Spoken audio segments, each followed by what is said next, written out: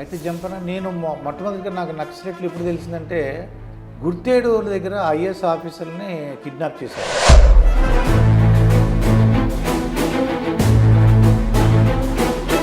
అంటే మేము వినోన్నమాట ఈయన ఎన్కౌంటర్ స్పెషలిస్ట్ అని. అంటే ఏంటంటే ఎన్కౌంటర్ అంటే ఏంటి, అసలు వీళ్ళు ఈ ఎన్కౌంటర్లో ఎక్కువగా ఏంటంటే ఎదురు కాల్పులో చెప్తుంటారు. అంటే ఎదురు కాల్పులో ఎన్కౌంటర్ అంటున్నాం. ఎన్కౌంటర్కు బూటకపు ఎన్కౌంటర్కు తేడా ఉంది కదా. ఎన్కౌంటర్ అని అంటేనో ఇప్పుడు చట్టం ఏం చెప్తుంది? అయితే ఇప్పుడు చంద్రబాబు నాయుడు గారు అలిపిరి చేసిన ఘటన ఒకటి ఉంది, మీకు ముందే తెలుసా తర్వాత తెలిసిందంటారు? చంద్రబాబు నాయుడు గారి మీద అటాక్ జరగబోతున్న సంగతి మీకు తెలుసా? మాకు కాదు, నేను కాదు, మావోయిస్టు పార్టీ 2017 డిసెంబర్లో బయటకు వచ్చిన నేను. ఆ పార్టీ లైన్ కూడా వ్యతిరేకించి వచ్చిన. ఇప్పుడు నేను మావోయిస్టు పార్టీని కానుగా అయిపోయింది అది. అయితే వైఎస్ రాజశేఖర రెడ్డి గారు నక్సలైట్లతో చర్చలు అన్నారండి. మొత్తం సామాన్య ప్రజలందరూ కూడా ప్రజలు ఆశ్చర్యపోయారు. అసలు ఆ ఎపిసోడ్ నేను ఆ చర్చల పీరియడ్లో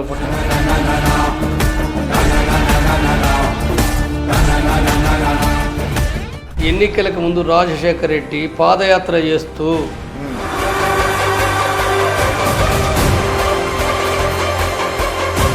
కాబట్టి ఆనాడు జరిగింది. అంటే ప్రభుత్వము కావాలని చేసింది.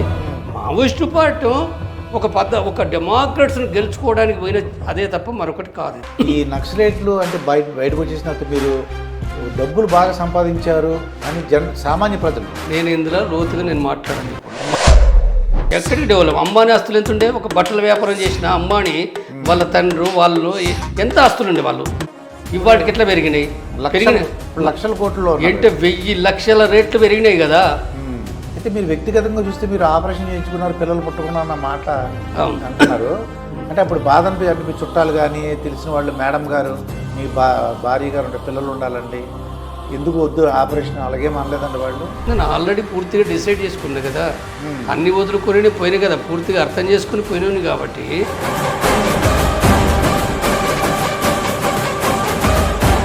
Welcome to our channel. నేను మాస్టర్ దుర్గాప్రసాద్. ఈరోజు మనతో పాటు మాజీ నక్సలైట్ జంపన్న గారు ఉన్నారు. సార్ నమస్కారం. సార్ నమస్తే సార్. మీరు ఈ జనజీవన స్రవంతిలో కలిసినట్టుగా మనకు తెలుస్తుంది. అది అంటే అప్పటికి ఈ జనజీవన స్రవంతికి ఏంటి మీరు తేడా ఏం చెప్పగలరు? ఇప్పుడు నేను పనిచేసింది సిపిఐ మావోయిస్ట్ పార్టీ పనిచేసిన. నేను 35 ఇయర్స్ అందులో పనిచేసిన. 35 ఇయర్స్ నేను పనిచేసినప్పుడు దాదాపు చాలా కాలం, అంటే లాస్ట్కు కొంత వేరు, కానీ మొట్టమొదటగా నేను పనిచేసినప్పుడు అనేకమైన ప్రజా ఉద్యమాలను నిర్మించినాం. జీవితం దళ జీవితం అయినప్పటికీ దళ సభ్యుడిగా, దళ కమాండర్గా, జిల్లా కమిటీ నాయకునిగా, రాష్ట్ర కమిటీ నాయకునిగా, కేంద్ర కమిటీ మెంబర్గా నేను పనిచేసిన. కానీ నేను పనిచేసినప్పుడు చాలా కాలం వరకు కూడా ఒక భూస్వామ్య వ్యతిరేక పోరాటాలు, లేదా ఫారెస్ట్ అధికారులకు వ్యతిరేకంగా, లేదా వడ్డీ వ్యాపారులకు వ్యతిరేకంగా, లేదా అక్రమాల పెత్తందారులకు వ్యతిరేకంగా అనేక ప్రజా ఉద్యమాలు నిర్మిస్తూ ప్రజల నుండి, ప్రజా సంఘాల నుండి పార్టీ లోపలి రిక్రూట్ చేసుకున్నాం. ప్రజా సంఘాలు, అనేకమైన ప్రజా సంఘాలు నిర్మించినాం.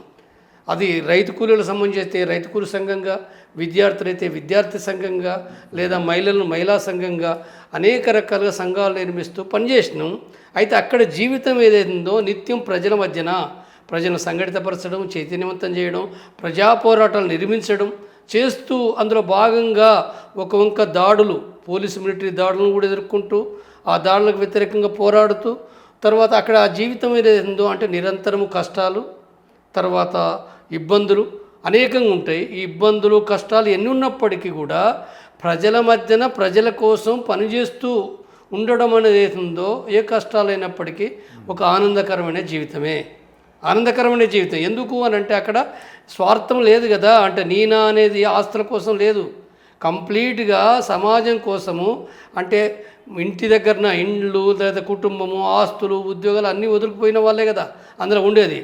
కాబట్టి అక్కడ ఉండే ప్రజల కోసం ప్రజలు నిత్యం వాళ్ళ ఆదరణ ఉంటుంది. లేదా దళం లోపట, లేదా కంపెనీ లోపట, అంటే అందరూ ఎవరైతే ఉన్నారో కామ్రేడ్స్ అనేవాళ్ళు కలిసిమెలిసి ఉంటారు. కాబట్టి ఆనందం వేరే. అంటే ఆనందానికి ఇప్పుడు నేను బయటకు వచ్చాను. నేను 2017 డిసెంబర్ లోపల నేను బయటకు వచ్చాను. నేను బయటకు వచ్చిన తర్వాత ఇక్కడ ఉండే ఆనందం అనేది అవుతుందో, ఇక్కడ ఏం ఆనందం ఉంటుంది? ఆనందం అనేది ఈ సమాజంలో పట్ట అంటే ఇప్పుడు నేను ఒక పార్టీ, ఏ పార్టీ లేను, నేను నా వ్యక్తిగతంగా నేను కమ్యూనిస్ట్గా ఉంటున్నా, నేను కమ్యూనిస్ట్గానే నేను ఉంటున్నా. నేనేదో ఇంకా వేరే ఏదో నేను ఇక్కడ నేను ఎవరిని దోపిడీ చేయటం లేదు, అన్యాయాలు చేయటం లేదు.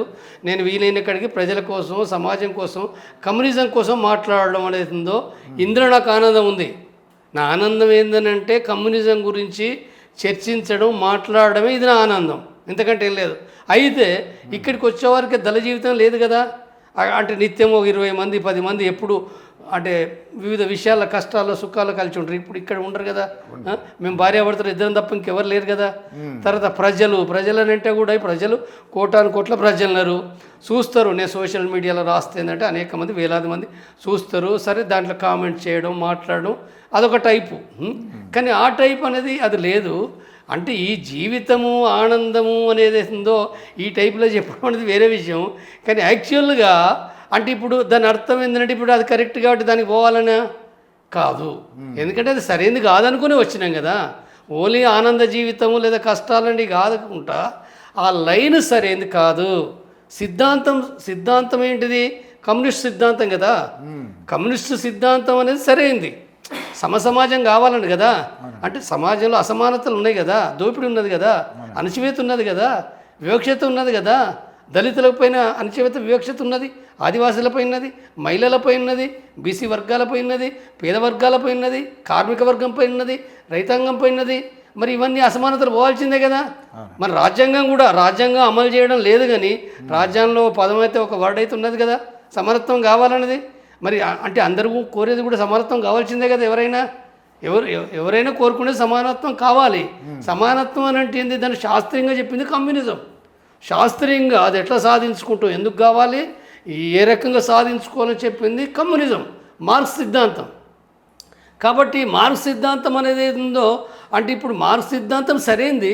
కానీ మావోయిస్టు పార్టీ ఏదైతుందో ఆ సిద్ధాంతము అది సరైనది అయినప్పటికీ ఇప్పుడు కొనసాగుతున్న మార్గం ఏదైతుందో ఇప్పుడు ఆ మార్గం ద్వారా ఇవాళ ప్రజలను సమానత్వం ప్రకారంగా సంఘటితం చేయలేం, చైతన్యవంతం చేయలేం. చేస్తున్నారా మరి మావోయిస్టు పార్టీలు? చూడండి, ఇప్పుడు మీరు గత 3 ఏళ్ల కాంచి చూడండి, 5 ఏళ్ల కాంచి చూడండి, ఎవరిని సంఘటితపరుస్తున్నారు. ఇప్పుడు నేను అనేక మంది ఛానల్లో ఎవరైనా చెప్పొచ్చు, ఇక్కడ ఈ ఆంధ్ర ప్రజని కానీ తెలంగాణ ప్రజని కానీ ఇక్కడ సంఘటితపరుస్తున్నారా? వాళ్ళు ఎక్కడున్నారంటే ఇప్పుడు అడవులు ఉన్నారు. అడవి అంటే కూడా ఎక్కడ? మరి భారతదేశంలో పుట్ట మరి మణిపూర్లు ఉన్నారా, మేఘాలయాలు ఉన్నారా, లేకపోతే అనేక అడవి ప్రాంతాల్లో ఉన్నారా? వాళ్ళు ఎక్కడన్నా కొద్ది అడవి ప్రాంతంలో పుట్ట మాత్రమే పరిమితమైనారు. ఒకప్పుడు దేశమంతా ఉన్నారు, కానీ ఇప్పుడు లేరు. కాబట్టి ఇది లేదైతుందో ఎందుకు లేరు?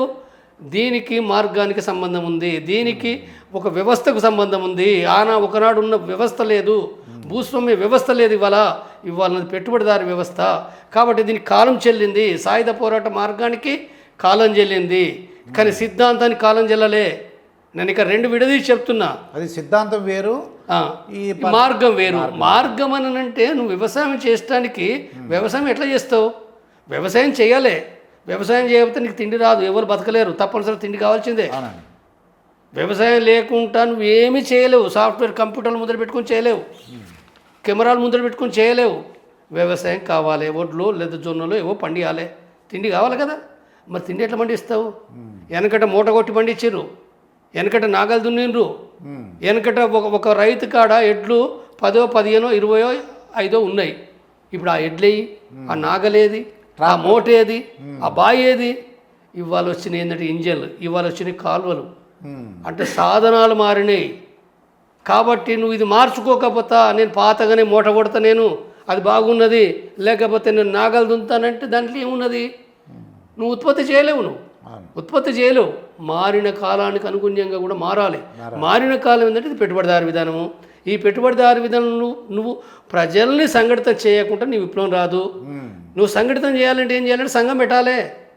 సంఘం ఉన్నాయని 30 ఏళ్ళ కాంచి నీ సంఘాలు లేవంటాను నేను. నీ రాడికల్ విద్యార్థి సంఘం లేదు, నీ రైతుకుల సంఘం లేదు, నీ జననాట్య మండలి లేదు, నీ సింగరేణి కార్మిక సమాఖ్య లేదు, ఏ కార్మికులను కూడగట్టే సంఘం లేదు. ఈ దేశంలో 60 కోట్ల మంది కార్మిక వర్గం ఉంది. అంటే కమ్యూనిస్టు పార్టీలో నాయకత్వం వహించవలసింది కార్మిక వర్గం. ఆ కార్మిక వర్గాన్ని సంఘటితం చేయకుండా నువ్వేం చేస్తావు? ఈ రైతులను సంఘటితపరచకుండా నువ్వేం చేస్తావు? నువ్వు ఈ రైతాంగం పైన పెట్టుబడిదారి దోపిడి ఉన్నది, వాళ్ళ గిట్టుబాటు ధరలు లేవు. వాళ్ళు సరుకులు తెచ్చుకుంటే వాళ్ళని దోపిడీ చేస్తుండ్రు, వాళ్ళను సంఘటితం చేయకుండా నువ్వేం చేస్తావు? విద్యార్థులు సంఘటితపరుస్తున్నావా? నువ్వు ఒకనాడు రాడికల్ విద్యార్థి సంఘం బ్రహ్మాండంగా ఉండే. జార్జ్ రెడ్డి, జంపాల, జనార్దన్, మురళీమోహన్, ఆనందరావు, అనేక మంది విద్యార్థి నాయకులు ఉన్నారు. ఆనాడు సంఘాలు ఉన్నాయి, ఆర్ఎస్యు, పీడిఎస్యు అనేకంగా ఉన్నాయి. ఇవాళ విప్లవ సంఘాలు ఉన్నాయా? కాబట్టి ఇవాళ ఏదైతే ఉందో మారిన పరిస్థితికి అనుగుణంగా మారాలి. కాబట్టి అందుకోసమే నా మార్గాన్ని సిద్ధాంతం తప్పని కాదు, లైన్ తప్పు అంటున్నా. సిద్ధాంతం వేరు, లైన్ తప్పు. కాబట్టి ఈ లైన్ ద్వారా మనం ముందుకు పోనప్పుడు ఎందుకు చేసి ఉపయోగం లేదు, నిరుపయోగం. అందుకోసం ఏంటంటే మీకు ఇంతకుముందు చెప్పిన జీవితం ఆనందం అంటే త్యాగాల మధ్యన ఆనందం అంటనా. ఎండల లోపట, వర్షాల లోపట, చలి లోపట, పాముల మధ్యన, ఏనుగుల మధ్యన, పులి మధ్యన, లేకపోతే ఎన్కౌంటర్ల మధ్యన, అనేక ఇబ్బందుల మధ్య లోపల కూడా రాత్రి పగలు లేకుండా, లైట్ లేకుండా నడక కొనసాగిస్తూ ఉన్నదైతుందో అయినా ఆనందమే. అది ఇంత ఆనందం ఎట్లంటే అది ఆనందమే. కానీ ఆనందానికి ఈ ఆనందానికి ఇప్పుడు అంటే నాకంటారో పిల్లలు లేరు, నాకు అది లేదు. కానీ ఈ సమాజంలో కోట్లు ఉన్నోడు కూడా దుఃఖపడుతుండు. ఇప్పుడు పడతలేరా? కోట్లు ఉండి కూడా లాభం లేదు. ఎప్పుడు కూడా కొడుకు, కోడళ్ళు, బిడ్డలు, ఈ గొడవ, ఆ గొడవ, ఆస్తుల కోసం గొడవలే కదా. కాబట్టి ఇది డిఫరెన్స్ నేను చెప్పి. అయితే జంపన్ గారు, అప్పుడు పెత్తందారులు కానీ భూస్వాములు కానీ ఇటువంటి అరాచకాలు చేసేవారు మీరు గుర్తించినవి వెళ్ళినప్పటికీ మీరు వెళ్ళారు కదా మొట్టమొదట్లో. వెళ్ళిన మొదట్లో ఏంటంటే ఏ టైప్ ఆఫ్ వాళ్ళు అరాచకాలు చేశారంటే ఏం చేశారు? అరాచకాలు కానీ అంటే ఏం చేసేవారు? పెత్తందారులు, భూస్వాములు, వడ్డీ వ్యాపారులు చేసిన అరాచకాలు కొన్ని చెప్పండి ఒకసారి. ఇప్పుడు నేను పార్టీలకు పోయింది 1984 మేల పోయినా. నేను పోయే నాటికి కొంత తక్కువ ఉన్నాయి, ఆనాడు కూడా ఉన్నాయి, బలంగానే ఉన్నాయి. కానీ ఇప్పుడు నక్సలైట్స్ అనేది అంటున్నాం కదా మనం. అంటే ఇప్పుడు ఇలా మావోయిస్టు పార్టీ పుట్టుకకు ఎక్కడ కారణాలు ఉన్నాయి, దాని బీజాలు ఎక్కడంటే నక్సల్బరీలో ఉన్నాయి. నక్సల్బరీ లోపట కౌలు రైతులు కాదు, కౌలు రైతులు తరతరాలుగా వాళ్ళ తాత, తండ్రి, కొడుకులు ఒక భూస్వామి దగ్గర భూమి కౌలుకు పట్టుకుని వాళ్ళు వెట్టి చాకరీ చేస్తే వాళ్ళకి తిండికి లేనప్పుడు తిరగబడ్డదే నక్సల్బరీ. ఆ నక్సల్బరీ దేశంలో వేలాది నక్సల్బరీలను సృష్టించింది. ఒక శ్రీకాకుళం, ఒక ఉత్తర తెలంగాణ, ఒక గోదావరి లోయ, అనేకమైన ప్రాంతాలను ఇవి సృష్టించింది. దీని నుంచి ఒక తుపాకులతోటి మాత్రమే ఈ దేశంలో దోపిడిని వ్యతిరేకించి ఒక శ్రామిక వర్గ రాజ్యం తీసుకొస్తామని చెప్పి ఆనాడు ఆ పోరాటం ఆరంభమైంది. అది అంటే చైనా లోపల తెచ్చిన విధంగా, చైనా లోపల ఎట్లయితే మావో నాయకత్వం కింద 1949లో తెచ్చిండ్రో ఇక్కడ కూడా అదే రకంగా తీసుకొస్తామని చెప్పిందంటే ఇక్కడ ప్రారంభమైంది. అయితే ఆ ప్రారంభమైనప్పుడు కొన్ని ప్రాంతాల్లో మొత్తం భారతదేశం అంతా కూడా పూర్తిగా ఒకే తీరుగా ఉన్నదని కాదు, డిఫరెన్స్ ఉన్నది. పైన ఒక తీరు ఉంది, కింద ఒక తీరు ఉంది, అంటే వీళ్ళు అడవిలో ఒక తీరు ఉంది, గ్రామాల్లో ఒక తీరు ఉంది. కాబట్టి అంటే నేను సాధారణంగా కొన్ని గ్రామాల, కొన్ని ఏరియాల పరిస్థితి ఇప్పుడు ఆంధ్రకు, తెలంగాణ కూడా కొంత డిఫరెన్స్ ఉంది. అంటే అరాచకాలు అంటే ఏం చేసేవారు? అరాచకాలు అంటే భూస్వాములు అంటే వానికి 50 ఎకరాల 100 ఎకరాలు అనేది కాదు. ఆ భూస్వామి అంటే తనకు అంటే 50-100 ఎకరాల భూమి ఉంటుంది. కాబట్టి ఆ భూమి పైన ఎవరు చేయాలి? భూస్వామి నాగలు దున్నాడు కదా, భూస్వామి పంట అయ్యాడు కదా, భూస్వామి వరిని కోసుకరాడు కదా, కుప్పగొట్టాడు కదా, ఇంట్లో పని వాడు చేయడు కదా, వాడు వంట వండాడు కదా. కాబట్టి ఈ పనులన్నీ ఎవరు చేయాలి? ఈ పనులన్నీ ఎవరు చేయాలంటే కౌలు రైతులు చేయాలి, కౌలు రైతు భార్య చేయాలి, కౌలు రైతు కొడుకు చేయాలి. కౌలు రైతు పోయిన తర్వాత మళ్ళీ ఎవరు చేయాలి? మళ్ళీ తన కొడుకు చేయాలి, మళ్ళీ కొడుకు చేయాలి. అంటే వెట్టి చాకిరి కూడా. అంటే కౌలు అని అంటే నేను భూస్వామిని అయితే, మీరు కౌలు రైతు అయితే మీకు నేను ఆ పంట లోపట అంటే 4 వంతుల్లో భాగంగా మీకు 1 వంతు నేను ఇస్తే మిగిలిన 3 వంతులు నేను కాజేస్తా, 1 వంతు నీకు ఇస్తా. 1 వంతు నువ్వేం చేయాలి? నువ్వు చేయాలి, నీ భార్య చేయాలి, పిల్లలు చేయాలి. వెట్టి చాకిరి నువ్వు చేయడమే కాకుండా వెట్టి చాకిరి కదా. అంటే వాడు చెప్పిందే వేదం, వాడు చెప్పిందే పాట. అంటే కౌలు రైతు పైన అణచివేత. నువ్వు చేయకపోతే తప్పించుకోపోవడానికి నీకు మార్గం లేదు. నీ ఈ బాధలు పడలేక, ఇబ్బందులు పడలేక ఈ భూస్వామి ఇక్కడ ఏంటిది, నేను ఇంకొకడ పోయి పని చేస్తున్నట్టు నీకు అన్నాడు. ఆ పరిస్థితి లేదు. 50 కంటే ముందున్న పరిస్థితి ఇంకా చాలా ఘోరమైంది. కాబట్టి ఈ పరిస్థితి భూస్వామి కాడ అంటే ఏంది అంటే ఎక్కడికంటే అక్కడికి పోలేరు. ఎందుకంటే ఆనాడు కూడా ఉద్యోగాలు లేవు కదా, పరిశ్రమలు లేవు కదా. కాబట్టి ఎక్కడికంటే అక్కడికి పారిపోలేరు. పారిపోతే కూడా కొన్ని సమస్యలే. కాబట్టి అంటే ఒక భూస్వామ్య వ్యవస్థ అంటే అది ఉన్నది, ఒకనాడు ఉన్నది, 1947 కంటే ముందు ఉన్నది. కానీ ఆ తర్వాత కూడా స్వాతంత్రం వచ్చిందని చెప్పిన తర్వాత కూడా చాలా ప్రాంతాల లోపల కూడా భూస్వామ్య విధానం అనేది ఏతుందో కొద్ది తేడాలతోటి అది ఉంది. అంటే భూస్వామే పెత్తనం చేస్తాడు, భూస్వామే పంచాయలు చెప్తాడు. వాడు పంచాయతీ చెప్పినప్పుడు వాడు చెప్పినట్టు వినాలి, వినకపోతే కొడతాడు, చంపుతాడు. వాడే కోర్టు, వాడే పోలీస్, వానికన్నా గుండాలు ఉంటారు. ఎక్కడన్నా దూరంగా పోలీస్ స్టేషన్ ఆ పోలీసు వాళ్ళు కూడా వీడు చెప్పినట్టు వినాల్సిందే. కాబట్టి ఎక్కడనే కోర్టులు ఎక్కడనే, చట్టాలు ఎక్కడనే, రాజ్యాంగం ఎక్కడుంది? మనకు 1951 తర్వాత రాజ్యాంగం ఆమోదించినప్పటికీ ఈ రాజ్యాంగం గురించి ఎవరికి తెలుసు? రాజ్యాంగం గురించి ఎవడు చదువుకున్నవాడు ఉన్నాడా అన్నాడు? చదువుకున్న వాళ్ళు ఎవడు చదివిండు? చదివిన వాళ్ళు ఏంటంటే అగ్రకులాలు చదివిండ్రు కొద్దిమంది. అగ్రకులాల నుంచి అందరు చదువుకోలే, అగ్రకులాలు కలిసి చదివింది వాళ్ళ దాంట్లో నుంచే. బీసీలు చదివిరా, దళితులు చదివిరా, పేద వర్గాలు చదివినరా? ఇంకే రాజ్యాంగం ప్రకారం ఎవడు మాట్లాడాలి? ప్రశ్నిస్తే వాడిని శిక్షిస్తారు, చంపేస్తారు. కాబట్టి అక్కడి నుంచే తిరుగుబాటు ప్రారంభమైంది. అనేక వెట్టి చాకర్లు మహిళలను అత్యాచారం చేశారు. భూస్వామి కనపడ్డ మహిళలను కూడా అత్యాచారం చేసిండు కదా వాడు. ఎన్నో జరిగినాయి కదా సంఘటనలు. ఎన్ని రకాల ఘోరాలు ఉన్నాయి. వెనకటి ఇప్పుడు అవన్నీ చెప్పుకోవాలంటే సినిమాలు వచ్చినాయి. వెనకటి చాలా సినిమాలు వచ్చినాయి. ఇవాళ అది లేదు. కానీ నిజమే అంటారు, అంటే ఆడవాళ్ళ మీద దాడులు కానీ. అవును, నిజమే కదా. నిజమే కాబట్టి సాకలైలమ్మ ఎందుకు పుట్టుకొచ్చింది? సాకలైలమ్మ అంటే ఇక్కడ ఒక వాడు ఉన్నాడు కదా, వాని పేరు ఏం రెడ్డి, విష్ణు రామచంద్రారెడ్డి, దొరకు వ్యతిరేకంగా ఆమె తిరుగుబాటు చేసింది కదా. ఏది మన రోకల్ బండతోటి తిరుగుబాటు చేసింది కదా, ఆమె తిరగబడ్డది కదా. అవంతా నిజ జీవితాలు కదా, ఇవన్నీ వాస్తవాలు కదా. ఇవన్నీ కూడా లిఖితపూర్వకంగా ఇవన్నీ రాసున్నాయి. చరిత్ర ప్రజల గుండెల్లో ఉన్నాయి, మనసులో ఉన్నాయి. కాబట్టి ఇవేవైతున్నాయో అంటే ఈ చరిత్ర వాస్తవాలే. చరిత్ర వాస్తవాలు కాబట్టి ప్రజలు తుపాకులు పట్టారు. ఎందుకు పడతారు? ఇప్పుడు తెలంగాణ సాయుధ పోరాటంలో 3000 గ్రామాలు ఎందుకు తుపాకులు పట్టారు? పట్టమంటే పడతారా? ఇప్పుడు ఉన్నారు. వాస్తవంగా అన్నాడు చదువు లేనప్పుడు అంటే ప్రజలు తుపాకు పట్టు వాళ్ళ కోపం ఉంటేనే కదా. అవును. కానీ ఇవాళ భూస్వామ్య దోపిడీ లేదు. ఇవాళ ప్రశ్నిస్తున్నారు. అంటే ప్రశ్నిస్తున్నానంటే మొత్తంగా దోపిడీ లేదు, సమానత్వం అని కాదు. కానీ ఇవాళ ఈ ప్రజలు అంటే భూస్వామ్య వ్యవస్థ లేదు, పెట్టుబడిదారి దోపిడీ ఉన్నది. కాబట్టి ఇక్కడ నువ్వు వేరే పద్ధతుల పట్ల పోరాడాలి. కాబట్టి ఇవాళ ఆనాటి పరిస్థితులు లేవు. కళ్ళారా మీరు చూసిన అరాచకాలు అంటే మీరు అంటే ఏదైనా పరిష్కార మార్గాలు చూపించినవి కానీ మీ కళ్ళారా చూసినవి? నేను అణచివేత నుంచి పోలే. నేను మా గ్రామం లోపట నేను చదువు సంధ్య నేర్చుకుని డెవలప్ అయ్యే నాటికి మా ఊళ్ళో పెద్ద భూస్వాములు లేరు. కొంత డబ్బు ఉండి ఆస్తులు ఉన్నాయని ఒక ఆయన ఉండే ఆ కుటుంబం తప్ప అప్పటికి ఏంటంటే మా ఊళ్ళో కూడా చాలామంది చదువుకుని ఉన్నారు. మా ఊళ్ళో చాలామంది అనేక టీచర్స్, రకరకాల ఉద్యోగాలు. అంటే ఆ భూమి కలిగిన ఆయన ఏదో పెత్తనం చేస్తే మా ఊళ్ళో నడిచే పరిస్థితి ఏమీ లేదు. మా ఊరు సపరేట్ అది.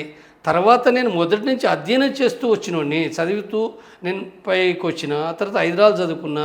ఇక్కడ నేను చదువుకున్నప్పుడు కూడా అనేక పుస్తకాలు చదివిన, సమాజాన్ని అధ్యయనం చేస్తూనే పోయినా.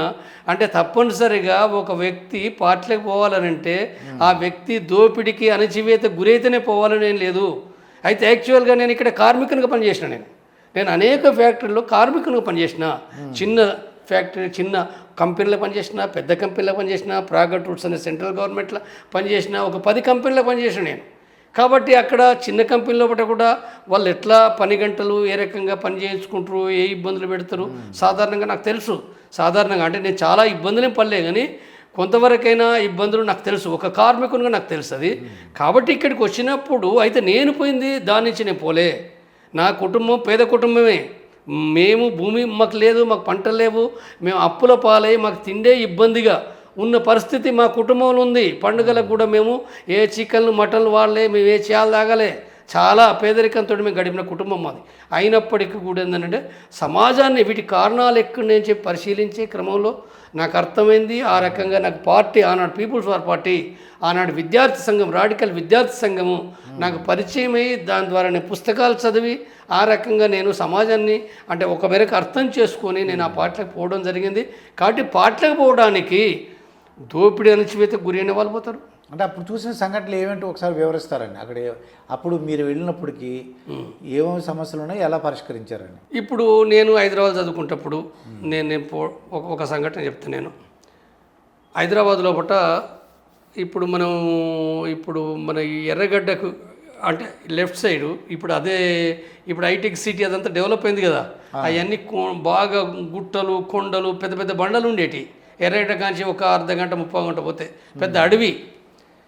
ఈ ప్రాంతం లోపట బీహార్ నుంచి వచ్చిన ఒక మార్వాడీలు వాళ్ళక్కడ ఆ అడవి కొట్టిస్తుండ్రు, అక్కడ వేరు వేరు పనులు చేస్తున్నారు. ఆ పనులు చేసే కాడ రాయలసీమ నుంచి ఆ ప్రజలను అంటే తిండికి లేని వాళ్ళు ఉంటారు కాబట్టి ఏదో రకంగా మేస్త్రీల ద్వారా ఆర్గనైజ్ చేసుకొని వాళ్ళని అక్కడ తెప్పించుకున్నారు. దాదాపు సుమారు 100 మందితోటి కూడా ఆ పని చేస్తారు. ఆ పని చేయించడం ఏందో అక్కడ చుట్టూ ఆ బిహారీ మార్వాడి వాళ్ళకి సంబంధించింది ఏందో వాళ్ళకి సంబంధించిన గుండాలు ఉంటారు. వాళ్ళ అక్కడ కత్తులు కటార్లు ఇంకేమేమో కొన్ని ఉంటాయి, కుక్కలు ఉంటాయి. ఆ కుక్కలు కూడా చాలా భయానకమైన కుక్కలే. ఆ కుక్కలను పెట్టుకొని వీళ్ళు ఎక్కడికి పోకుండా వీళ్ళతోటి పని చేయిస్తారు. చాలా ఘోరమైన పని, అంటే బానిస పద్ధతిలో కూడా పని చేయిస్తారు. వాళ్ళు పారిపోయడానికి కూడా వీల్లేదు. ఎవరైనా పారిపోదాం అనుకుంటే కూడా వాళ్ళు పట్టుకొస్తారు, మళ్ళీ కొడతారు, అందరూ కూడా పని చేయించుకుంటారు. కాబట్టి ఇలాంటి పరిస్థితుల్లో ఆనాన్న రాడికల్ విద్యార్థి సంఘానికి అంటే ఈ సమాచారం వచ్చింది. అంటే పని చేయించుకునే వాళ్ళకి అన్నం పెట్టేవాళ్ళు అంటే అది కూడా చాలా ఇబ్బందిగా వాళ్ళ చాలా ఘోరమైన పరిస్థితి. 84లో ఇది నేను చెప్పేది, 1984లో హైదరాబాద్లో మళ్ళీ. కాబట్టి ఇలాంటి పరిస్థితి లోపల అన్నం పెట్టే జీతం కూడా తక్కువ ఇచ్చేది, చాలా ఇబ్బందులు పెట్టేది, హింస పెట్టేది వాళ్ళను. కాబట్టి ఇది ఏదైతే ఉందో ఈ రాడికల్ విద్యార్థి సంఘానికి సమాచారం వచ్చింది. ఈ సమాచారం వచ్చిన తర్వాత రాడికల్ విద్యార్థులు దాదాపు సుమారు ఒక 100 మంది అంటే ఇక్కడ మాసప్ ట్యాంక్ లోపల పాలిటెక్నిక్ ఉంది కదా, తర్వాత సాయిబాబా సైన్స్ కాలేజ్ ఉండే, తర్వాత మెడికల్ కాలేజ్ కోటిలో ఉన్న మెడికల్ కాలేజ్ నుంచి, ఉస్మానియా యూనివర్సిటీ నుంచి, ఇంకా వేరు కాలేజ్ నుంచి ఒక 100 మంది రాడికల్ విద్యార్థులు అక్కడికి పోయినాం. పోతూ కూడా తిరిగి అక్కడ పోయేటప్పుడు కూడా కొన్ని కట్టెలు దొరికించుకొని, కొంతమంది ముందు రాడ్లు కూడా దొరికించుకొని, అంటే ఎదుర్కోవడానికి కూడా అంటే మిలిటెంట్గా అంటే రాడికల్ విద్యార్థి సంఘం అంటే కొంత మిలిటెంట్ కూడా ఎదుర్కొనే అది, ఎందుకంటే వాళ్ళు ఎవరైనా గుండాలు ఉన్నారు కాబట్టి వాళ్ళని ఎదుర్కోవాలని దాంతో పోయారు. పోతే దెబ్బకి వాళ్ళే పారిపోయారు. రాడికల్స్ వస్తారు, ఇది పెద్ద నక్సలైట్ సంస్థ అని చెప్పి అక్కడ పారిపోయిన తర్వాత మొత్తం ఆ వర్కర్స్ని అందరు తీసుకొని ఎక్కడికి రంగారెడ్డి కలెక్టర్ అని అంటే ఇప్పుడు ఎక్కడ ఉంది మన ఈ ఖైరతాబాద్ ఈ లకిడికాపుల దగ్గర ఉన్నది కదా కలెక్టర్ ఆఫీసు. బహుశా ఇప్పుడు కూడా మరి అక్కడే ఉన్నదో ఎక్కడో తెలియదు, కానీ అక్కడ కలెక్టర్ ఆఫీస్ ఉండే. అక్కడికి వాళ్ళని తీసుకొచ్చి అంటే వివిధ బస్సుల్లో ఎక్కి ఫ్రీగానే, ఇక టికెట్ తీసుకునేది కూడా ఏం లేదు కదా రాడికల్ విద్యార్థులు, వాళ్ళకి లేదు వీళ్ళకి లేదు. అక్కడికి వచ్చి కలెక్టర్ కాడ ఆ మెమోరాండం ఇచ్చి ఇదేం పద్ధతి అని చెప్పి మాట్లాడితే కలెక్టరు ఇది కరెక్ట్ కాదు, సరే మేము చర్యలు తీసుకుంటాం అని చెప్పి అన్నారు. వాళ్ళు చర్యలు తీసుకున్నారో లేదో ఎవరికి తెలియదు, తీసుకున్నది లేదు, పోయింది లేదు. కానీ రాయలసీమ వాళ్ళు ఎవరైతుండ్రో వాళ్ళని తీసుకొని పాలిటెక్నిక్ లేదా సాయిబాబా సైన్స్ కాలేజ్కి అక్కడ తీసుకుపోయి వాళ్ళకి అక్కడ హాస్టల్లో కూడా తిండి పెట్టించి ఆ రాత్రి తెల్లారి వాళ్ళని ట్రైన్ ఎక్కించి పంపించిన ఘటన ఉంది. అది వాళ్ళని ఒక బానిసత్వం నుంచి విముక్తి కలిగింది. అంటే ఇది అంటే నేను స్వయంగా పోరాటం అని అంటే ఇది. ఇక నెక్స్ట్ పోరాటం కాదు, మేము క్యాంపెయిన్ చేసినాం. మేము అంటే నేను పనిచేసింది రాడికల్ విద్యార్థి సంఘానికి నేను పరిచయం అయిన తర్వాత నేను ఒక 6 నెలలు మాత్రమే బయట ఉన్న. ఇక్కడ నేను 6 నెలలు మాత్రమే, అంటే జనవరిలో నాకు పరిచయం అయింది. 24 జనవరిలో పరిచయం అయితే మే లోపల నేను పార్టీకి వెళ్ళిపోయిన అండర్ గ్రౌండ్ అయినండి. ఈ 6 నెలల కాలం లోపల నేను అన్ని మీటింగ్లకు అంటే కోటి ఎస్పీ హాల్ ఉన్నది, ఇప్పుడు ఉన్నదో లేదో తెలియదు, ఎస్పీ హాల్లో బట్టి ఇప్పుడు అన్ని సుందరయ్య భవన్లో మీటింగ్లు జరుగుతాయి. అప్పుడు అన్ని కోటి ఎస్పీ హాల్లో బట్టి మీటింగ్లు జరిగేటి. కాబట్టి అక్కడికి పోయటం నేను రోజు సాయంత్రము లేకపోతే సండే లేదా సాటర్డే అంటే గద్దర్ మీటింగు, వరవరరావు మీటింగ్, ఇంకా అనేక మంది మేధావులు, ఈ సంధ్య విమలక్క వీళ్ళందరూ వచ్చేది కదా పాటలు పాడే వాళ్ళందరూ. కాబట్టి అక్కడ ఆ మీటింగ్లో పోయేటోని. తర్వాత ఇంకొకటి ఏంటిది, క్యాంపెయిన్ పోయినాం, విలేజ్ క్యాంపెయిన్ అని అంటే దాదాపు ఒక 20 రోజులు. ఆ 20 రోజులు మెదక్ జిల్లా లోపట తుఫ్రాన్ మండలం లోపట అక్కడికి అంటే గద్దరు సంబంధించిన మొట్టమొదటి గ్రామం అది. ఆ గ్రామం ఆ ప్రాంతానికి పోయి మేము క్యాంపెయిన్ చేసినాం. క్యాంపెయిన్ ఏం చేసినాం మేము అంటే కులాలు లేవు, మతాలు లేవు, అన్యాయాలకు అణచివేతగా పోరాడాలి, పేదలంతా ఒకటిగా ఉండాలి, అందరూ ఒకటి ఉండాలని చెప్పి మేము అక్కడికి పోయి పాటలు పాడుతూ మేము మాట్లాడినాం. మేము ఎక్కడ మాట్లాడినాము, మొట్టమొదటగా కొండపల్లి సీతారామయ్య చెప్పిన దాని ప్రకారంగా అంటే పీపుల్స్ వార్ నాయకుడు కొండపల్లి సీతారామయ్య. ఆయన ఏం చెప్పిండు అని అంటే కమ్యూనిస్ట్ పార్టీ అని అంటే ఫస్ట్ దళితుల ఇళ్ళల్నే తినాలి, వాళ్ళు కారం పెట్టి తినాలి, గొడ్డు కూర గొడ్డు మటన్ గొడ్డు కూర తింటారు కదా. ఇప్పుడు కొంతమంది దళితులు తింటలేరు, అప్పుడైతే అందరు తిన్నారు, అది తిన్నారు. కాబట్టి వాళ్ళు గొడ్డు కూర పెడితే గొడ్డు తినాలి, ఏది పెడితే అది తినాలి, ప్రజలు తినేదంతా కూడా మంచిదే. అంటే మంచిదంటే విషం కాదు, విషం కాదు, చెడ్డదేం కాదు, వాళ్ళు ఏది తింటే అది తినాలి. కాబట్టి నేను ఇది తినను, నేను ఈ కులంలో పుట్టినా ఆ కులంలో పుట్టినా నువ్వు విప్లవం చేయలేవు. ఓకే, నువ్వు ఇది తినలేవనంటే నువ్వు విప్లవం చేయలేవు. నువ్వు విప్లవం అంటే కష్టాలు ఉంటాయి, మరి అందరితోటి కూడా ఏంటంటే కలిసిపోవాలి కదా.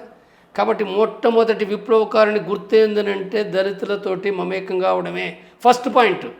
ఇది మొత్తం కమ్యూనిస్ట్ పార్టీ లోపల అన్ని నక్సలైట్ పార్టీలో చెప్పేది ఓన్లీ పీపుల్స్ వార్. కాబట్టి మేము పోయి తిన్నాము, మేము అక్కడ పాట పాడినాము, మీటింగ్ కూడా అక్కడే పెట్టినాము, తర్వాత మిగిలిన కులం వాళ్ళని కూడా ఆర్గనైజ్ చేసినాము మేము. అట్లా అక్కడ మొదలై అక్కడే కాదు, మేము హైదరాబాద్ లోపల కార్మికులకు సంబంధించిన కొన్ని వార్డులు ఉన్నాయి, లేకపోతే కొన్ని క్వార్టర్స్ ఉన్నాయి, లేదా కంపెనీ ముందడికి కూడా అంటే వాళ్ళు షిఫ్ట్ అయిపోయిన తర్వాత బయటకు వస్తుంటారు కాబట్టి అక్కడికి కూడా పోయి మేము పాటలు పాడుతూ ఒక అర్ధ గంట మేము మాట్లాడుతూ కరపత్రాలు ఇవ్వడం, మాట్లాడడం, ఒక క్యాంపెయిన్ నిర్వహించినాం. అంటే ఇది మా ప్రారంభం. అది తర్వాత నేను మే నెల లోపల నేను పార్టీ లోపలికి అండర్ గ్రౌండ్ 8:30 వెళ్ళిపోయాను నేను. అయితే జంపన నేను మొట్టమొదటిగా నాకు నక్సలైట్లు ఎప్పుడు తెలిసిందంటే గుర్తేడు దగ్గర ఐఏఎస్ ఆఫీసర్ని కిడ్నాప్ చేశారు. అంటే అది వాళ్ళు శంకరన్ గారు అనేది చాలా ఫేమస్ ఆఫీసర్, ప్రజలకు ఉపయోగపడేవాళ్ళు, వాళ్ళని కిడ్నాప్ చేశారండి. అంటే మీకు ఏమైనా ఐడియా ఉంది సార్ ఆ సంఘటన ఏమన్నా? శంకరన్ ఇతర రకాల అధికారులు కూడా ఉన్నారు. అవును. సో అది వాళ్ళందరూ కూడా కొంతమంది అరెస్ట్ తెలుసు. అది అంటే నేను 84లో పోయినా కాబట్టి అది జరిగింది 87 జరిగింది. అది అవును జరిగింది కాబట్టి ఏంటంటే ఆ కిడ్నాప్ ఇప్పుడు పార్టీ నాయకులు అరెస్ట్ అయ్యారు. మల్లిక్ నిమ్మలూరి భాస్కర్ రావు అంటే రాష్ట్ర కమిటీ మెంబర్ ఉన్నాయనే, తర్వాత మరికొంతమంది అరెస్ట్ అయ్యారు. కాబట్టి ఈ సందర్భంగా అంటే వీళ్ళు అంటే జైలు నుంచి విడిపించాలని చెప్పి వాళ్ళని అనుకోకుంటే ఏంటంటే శంకరన్ వాళ్ళు అక్కడికి వచ్చారు. వచ్చినప్పుడు వీళ్ళకు దళానికి అక్కడ వీళ్ళు దొరికిండ్రు. కాబట్టి వెంటనే కిడ్నాప్ చేసారు. కిడ్నాప్ చేసి వాళ్ళని కొట్టలేదు, చంపలేదు, వాళ్ళని మంచిగానే గౌరవంగా తిండి పెట్టి అన్ని రకాల రెస్పెక్ట్ ఇచ్చి చూసుకున్నారు. ఆ డిమాండ్స్ ఏదైతే నెరవేరినాయి. ప్రభుత్వం వెంటనే వాళ్ళని వదిలేసింది వెంటనే హెలికాప్టర్ ద్వారా వాళ్ళని వెంటనే జైలు నుంచి తీసుకొచ్చేసి వాళ్ళని ఒప్పచెప్పింది కదా. ఒప్పచెప్పింది కాబట్టి వీళ్ళని కూడా పంపించింది. అయితే ఆ తర్వాత శంకరన్ కూడా వాస్తవానికి ఆ తర్వాత తిరిగి అంటే చాలాసేపు మాట్లాడి కదా, అక్కడ పీపుల్స్ వార్ నాయకులతో మాట్లాడి ఆయన అర్థం చేసుకున్నది కూడా పీపుల్స్ వార్ వాళ్ళేమో పెద్ద అరాచకులు కాదు. సరే, వాళ్ళు తుపాకీ పట్టడం సిద్ధాంతం ఆయనకు వేరు భిన్నమైంది, అది వ్యతిరేకమైంది. కానీ వాళ్ళు ప్రజల కోసమే పనిచేస్తున్నారు, అయితే వాళ్ళ మార్గం వేరే అనే దాంతో ఆయన కొంత అర్థం చేసుకొని ఆ తర్వాత ఇప్పుడు పౌరస్పందన పెట్టిండు కదా ఆయన. అంటే ఈ యుద్ధం వద్దు ఆయన అంటే దీన్ని ఇప్పుడు ఎవరు కూడా చనిపోవద్దు, మావోయిస్టులు చనిపోవద్దు, పోలీసులు చనిపోవద్దు, శాంతి కావాలని చెప్పి పౌరస్పందన వేదిక పెట్టిండు కదా. 96, 97లో కూడా పెట్టిండు ఆయన. కాబట్టి వివిధ సందర్భాల్లో కూడా ఆయనే మాట్లాడిండు కూడా శాంతి కావాలన్నది. కాబట్టి అట్లా ఆనాడు ఆ తూర్పుగోదావరి గుర్తేడు సంఘటన అంటే మొట్టమొదటిగా చరిత్ర లోపల అదొక సంఘటన, అది నిలిచిపోతుంది. అది అవునండి. ఇక ఎన్కౌంటర్ స్పెషలిస్టులు అనే ఉండేవారు కొంతమంది ఫేమస్. అంటే మేము వినోన్నమాట ఈయన ఎన్కౌంటర్ స్పెషలిస్ట్ అని. అంటే ఏంటంటే ఎన్కౌంటర్ అంటే ఏంటి అసలు? వీళ్ళు ఈ ఎన్కౌంటర్లో ఎక్కువగా ఏంటంటే ఎదురు కాల్పులు అని చెప్తుంటారు, అవేమో బోటప్ కాల్పులు అని నక్సలైట్ అంటారు. అసలు యాక్చువల్గా ఏంటంటారు? నిజంగా మీరు దాంట్లో ఉన్నారు కాబట్టి మిమ్మల్ని చెప్పమని అడుగుతాం, ఏది కరెక్ట్? ఇప్పుడు సామాన్యం మాకేం తెలీదు, మీరు చూశారు కాబట్టి. వీళ్ళేమో బోటకు ఎన్కౌంటర్లు అని, వాళ్ళేమో తీసుకెళ్ళి కాల్ చేశారు అని కాదు, ఎదురు కాల్పులని వాళ్ళు. ఇప్పుడు ఎదురు కాల్పులు అంటే ఏంటిది? ఎదురు కాల్పులు అంటే ఎదురు కాల్పులు ఎన్కౌంటర్ అంటున్నాం. ఎన్కౌంటర్కు బూటకపు ఎన్కౌంటర్కు తేడా ఉంది కదా. ఎన్కౌంటర్ అని అంటేనో ఇప్పుడు చట్టం ఏం చెప్తుంది? చట్టం ప్రకారంగా వాళ్ళు నేరస్తులైన ఆయుధాలు కలిగి ఉన్నప్పుడు కూడా ఏంటంటే వాళ్ళని పట్టుకొని శిక్షించాలి, వాళ్ళని పట్టుకొని కౌన్సిలింగ్ ఇవ్వాలి, ఈనకపోతే పట్టుకొని శిక్షించాలి. అంటే ఎట్లా పడితే ఇష్టానుసారంగా కాల్చి చంపడం కాదు, ఉరి తీయడం కాదు. కాబట్టి శిక్షించాలి, చట్టం ఏం చెప్తుందో దాని ప్రకారం శిక్షించాలి. అయితే మరి ఇప్పుడు నేరస్తుడు ఒకడు ఉన్నాడు, నేరస్తుడు ఉన్నప్పుడు మరి పోలీసులు పోయి పట్టుకోవాలనుకుంటే మరి నేరస్తుడు కూడా తుపాకీ ఉంది, లేకపోతే కత్తి ఉంది, బాంబు ఉంది, తను కూడా మరి దాడి చేస్తున్నప్పుడు ఏం చేయాలి పోలీసులు? కాబట్టి అలాంటి సందర్భంలో ఆత్మరక్షణ కోసం సెల్ఫ్ ప్రొటెక్షన్ అనేది అవసరమైంది పోలీసులకు.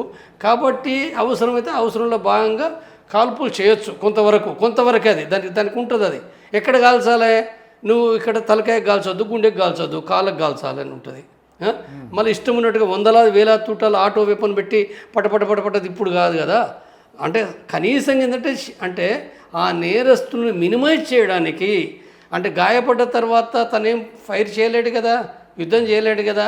కాబట్టి ఆ సందర్భంలో పోయి పట్టుకో, అరెస్ట్ చేయి, తీసుకురా, జైలు అయ్యి, శిక్షించు, ఇది కదా చెప్పేది, చట్టం చెప్పేది ఇది. కాబట్టి ఇది దీని ప్రకారంగా ఎప్పుడు కూడా అంటే 77 లోపల కూడా ఎన్కౌంటర్లు బూటక వెంగళరావు ప్రభుత్వం బూటక ఎన్కౌంటర్లు చేసింది కదా. వెంగళరావు ప్రభుత్వమే బూటక ఎన్కౌంటర్లు చేసింది చాలామందిని. అది అంటే బూటక ఎన్కౌంటర్లు 77లోనే ఉన్నాయి, ఇంకా ముందు కూడా ఉన్నాయి అనుకో చరిత్రలో. లాటిన్ అమెరికాలో మొదలై తర్వాత మనకు తెలంగాణ ఆంధ్రప్రదేశ్ లోపల విస్తారంగా పట్టుకొని చంపడం అనేది ఉందో, అంటే అంతకుముందు కొద్ది డిఫరెన్స్ ఉండే.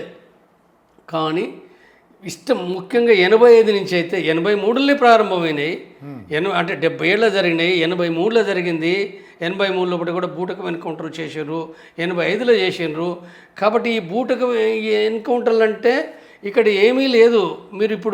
మీరు గ్రామంలో ఉన్నారు, మీరు తుపాకీ లేదు, మీరు ఒక పార్టీ కాదు, అయితే మీరు రాడికల్ విద్యార్థి సంఘంలో రైతు కూలి సంఘంలో పట్టినో చట్ట ప్రకారంగా మీరు పని చేస్తున్నారు, ప్రచారం చేస్తున్నారు, తప్పు కాదు కదా. ఇప్పుడు నేను చెప్తున్నా 84లో పూట నేను పోయిన గ్రామంలో మీటింగ్ పెట్టినాం, తప్పు కాదు కదా. కుల మతాలు లేవు, అన్యాయాలు వద్దు, దోపిడికి ఉండొద్దు అని చెప్పి పాటలు పాడడం తప్ప? మరి పాటలు పాడిన సుదర్శన్ కడిపికొండ దగ్గర, వరంగల్ కాజీపేట దగ్గర సుదర్శన్ చంపేసినారు కదా. సుదర్శనే కదా. బండి యాదన్న అంటే హాస్టల్ మెస్ వర్కర్ బండి యాదన్న చంపారు కదా.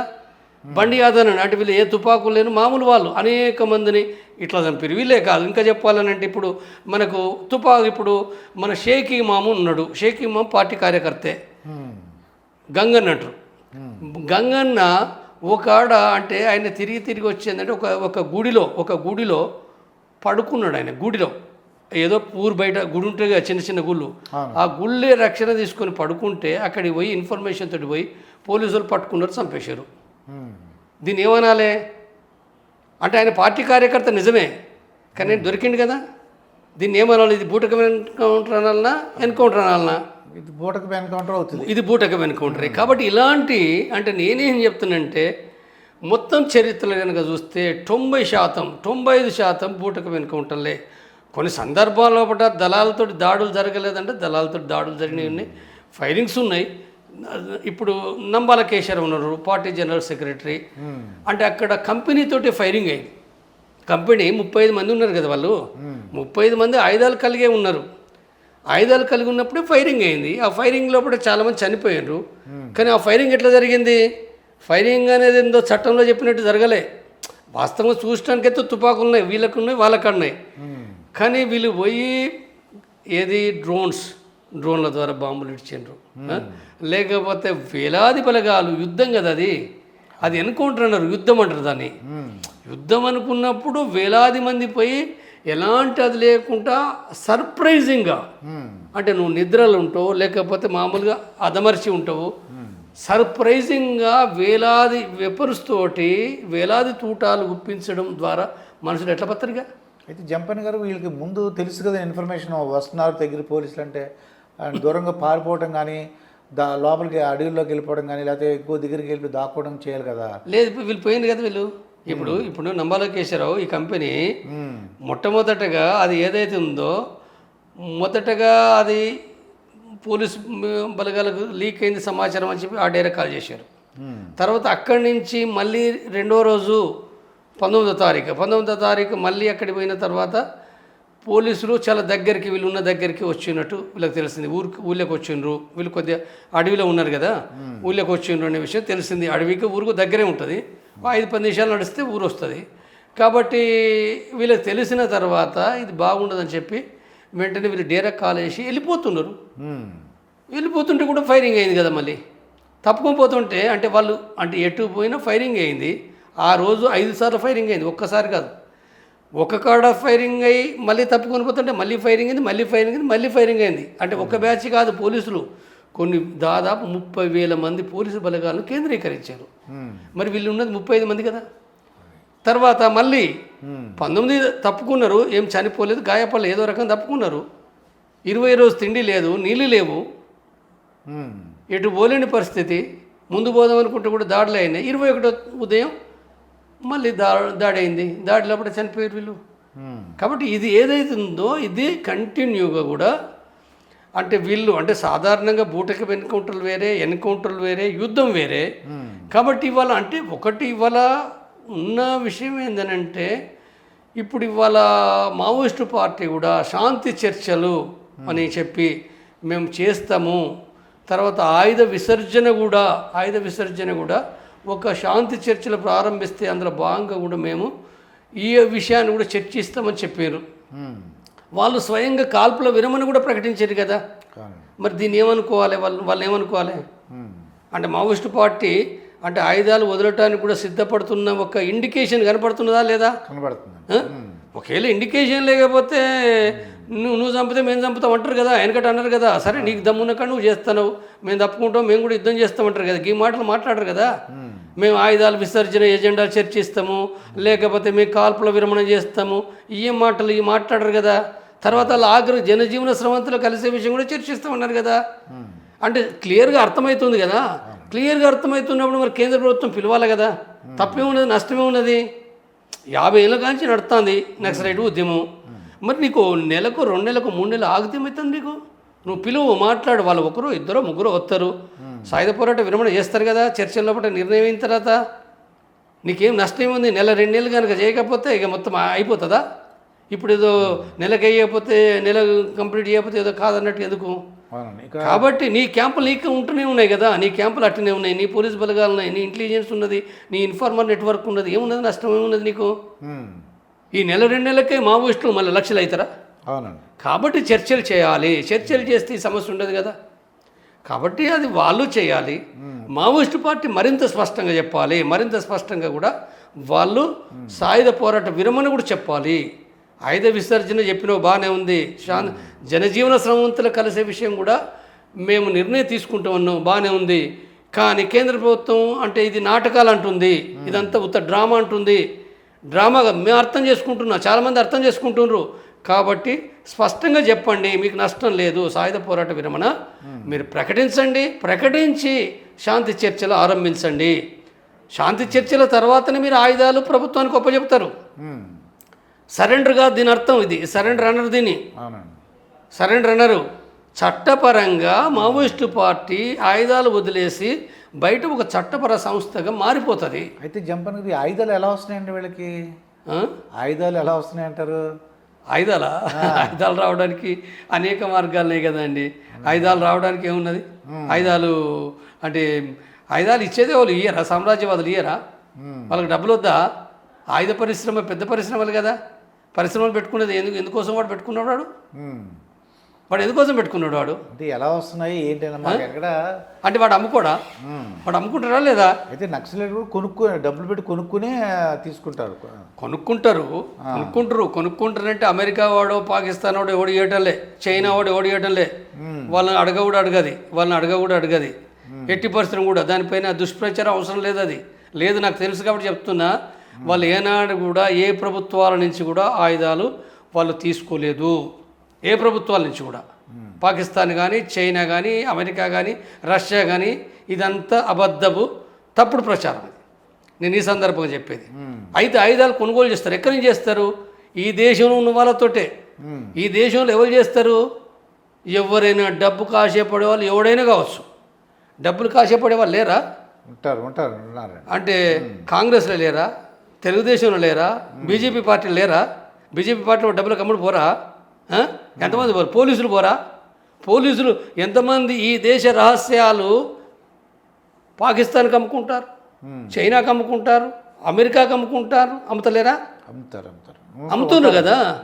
అంటే డబ్బులు వస్తే కథమే కదా. డబ్బులు వస్తే కూడా ఏంటంటే అమ్ముకుంటారు. ఇప్పుడు మొన్న సింధు ఆపరేషన్ సందర్భంగా ఒక మహిళ పాకిస్తాన్కు అమ్మినట్టుగా కూడా ఒకటి వచ్చింది కదా, మీడియాలో వచ్చింది కదా.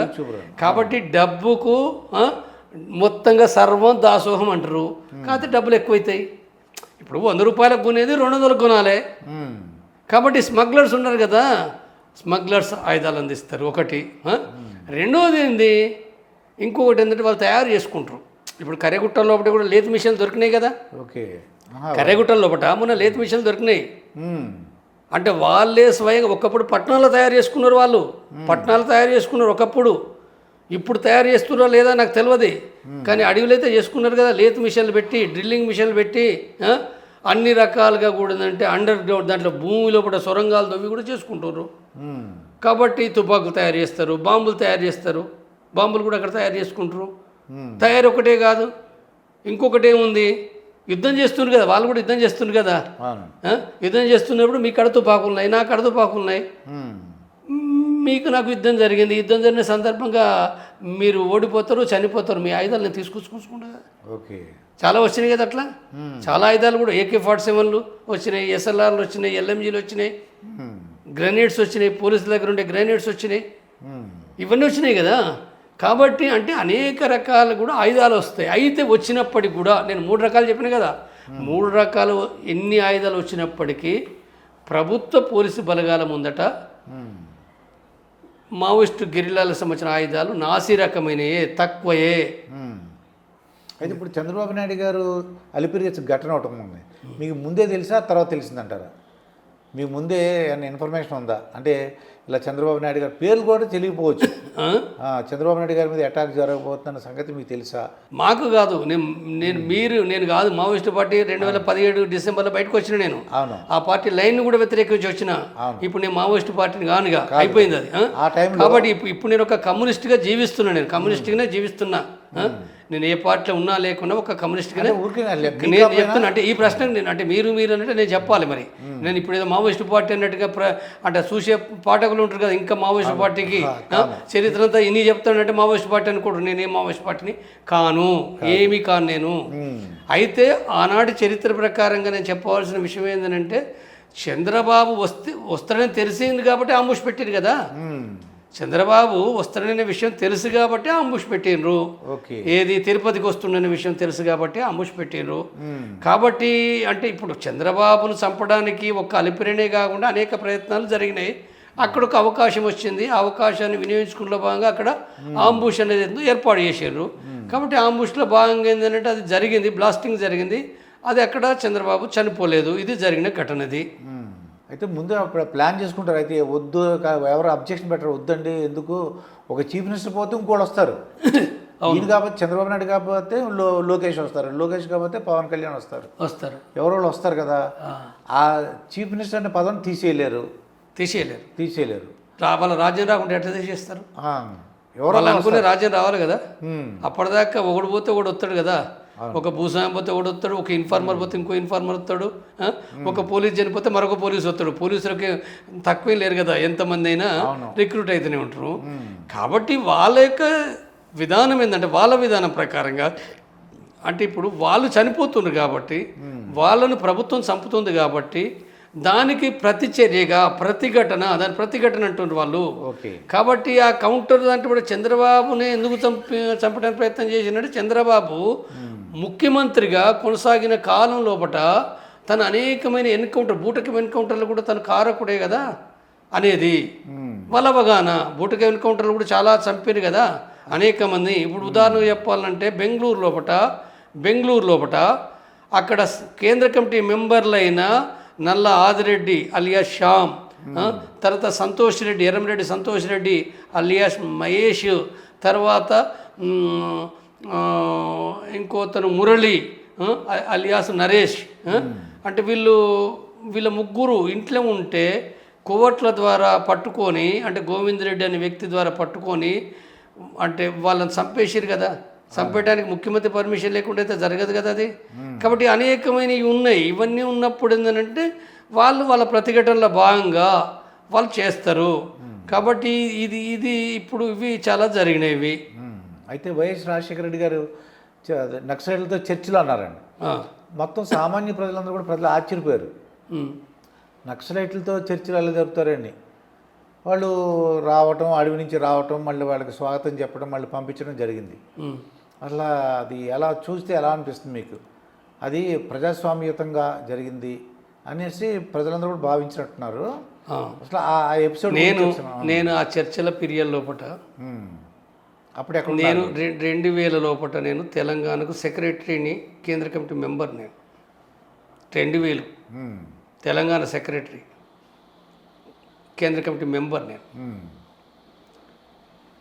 2004 ఎన్నికలకు ముందు రాజశేఖర రెడ్డి పాదయాత్ర చేస్తూ, అంటే ప్రతిపక్ష నాయకుడు, ఈ దేశంలో ప్రతిపక్ష నాయకుడు తను ఎన్నికలు గెలవడానికి అరచేతిలో వైకుంఠం చూపిస్తారంటారు కదా, అంటే వైకుంఠం ఉన్నదా లేదా పక్క పెడతాం కానీ, అంటే నీకు మొత్తంగా ఇక్కడనే ఇప్పుడు నీ ఊరును వాషింగ్టన్ చేస్తా, న్యూయార్క్ను చేస్తానంటారు, బంగారు తెలంగాణ చేస్తానంటారు, స్వర్ణాంధ్ర చేస్తామంటారు, మొత్తం నీకు నీ ఇంట్లో అన్ని ఉద్యోగాలే, నీకు కోటీశ్వర్లను చేస్తామంటాడు, ప్రతి వాడు నిన్ను కోటీశ్వర్లను చేస్తామంటాడు. ఇదంతా మనం చూస్తూనే ఉన్నాం కదా. మరి ఇలాంటిది ఆనాడు కూడా రాజశేఖర రెడ్డి తను గెలవడానికి, అంటే అప్పటి వరకు తెలుగుదేశం ప్రభుత్వం ఉంది కాబట్టి, తెలుగుదేశం బూటకు ఎన్కౌంటర్ చేసింది కాబట్టి, ప్రజానీకంలో వ్యతిరేకత ఉన్నది కాబట్టి అనేకమైన వాగ్దానాలు చేసింది కాంగ్రెస్ ప్రభుత్వం. ఎన్కౌంటర్లను కూడా ఖండించింది. ఎన్కౌంటర్లు ఏంటి, బూటకం ఎన్కౌంటర్లు ఏంటి, తప్పు కదా, చట్ట ప్రకారం చేయాలి కదా. చట్ట ప్రకారం చేయాలన్నట్టు ఇప్పుడు ఇంతకుముందు నేను చెప్పినట్టుగా ఏమైనా ఉంటే వాళ్ళ కాళ్ళపైన కాల్చాలి, ఇదేం పద్ధతి. కాబట్టి తప్పుడు విధానము. అసలు నేను అధికారంలోకి వస్తే ఎన్కౌంటర్లు ఏముండయి, నేను చర్చలు చేస్తా, వాళ్ళ శాంతి మార్గంలోకి తీసుకొస్తా నేను అని చెప్పి అనేకంగా మాట్లాడాడు. ప్రతి కాడ పాదయాత్ర కాడ మాట్లాడాడు. 1001 నినాదాలు ఇచ్చిండు. ఇస్తే ప్రజలు ఈ ఒక్క నినాదాన్ని కదా అన్ని నినాదాలు కలగలిపి కాంగ్రెస్ని గెలిపించారు. కాంగ్రెస్ని గెలిపించడానికి చంద్రబాబు తెలుగుదేశం పైన తీవ్రమైన వ్యతిరేకత పెరిగింది.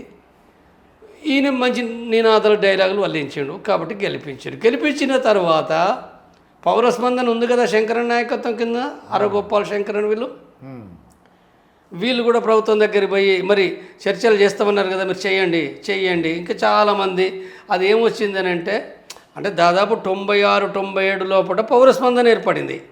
96-97 నుంచి వాళ్ళు చర్చలు కావాలని చెప్పి అటు గవర్నమెంట్ కాడికి పోయారు, ఇటు మావోయిస్టుల కాడికి వచ్చారు. అరగోపాల్ పౌరస్పందన కూడా ఆదిలాబాద్ అడవిలోకి వచ్చారు, నల్లమల అడవులకు పోయారు.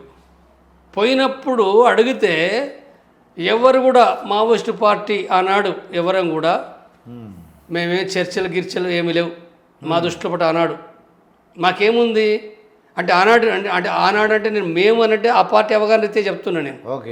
నేను తెలంగాణ సెక్రటరీ కూడా ఉన్నా కాబట్టి చర్చల గురించి ఈ సమెత్తు కూడా మేము ఆలోచించలే. నేను చెప్తాను, ఈ సమెత్తు కూడా ఆలోచించలే.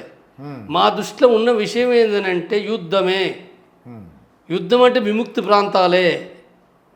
విముక్తి ప్రాంతాలు అంటే గ్రామరాజ్య కమిటీలు పెట్టాలి, లేదా జనతల సర్కార్ పెట్టాలి.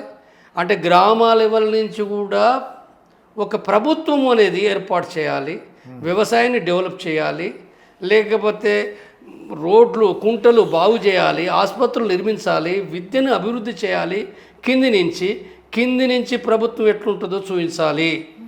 ఈ రకంగా ఎర్ర సైన్యాన్ని ఆర్గనైజ్ చేయాలి, విముక్తి ప్రాంతాలు ఏర్పాటు చేయాలి, సైన్యం అనేది ప్లాటూన్, కంపెనీ, బెటాలియన్ ఇది పెరగాలి. ఇది మా దృష్టిలో ఉన్న అవగాహన. కాబట్టి ఈ కోణం లోపల ఆనాడు ఉన్న అవగాహన కాబట్టి ఇంకా శాంతి చర్చలు దేనికి పనిచేస్తాయి?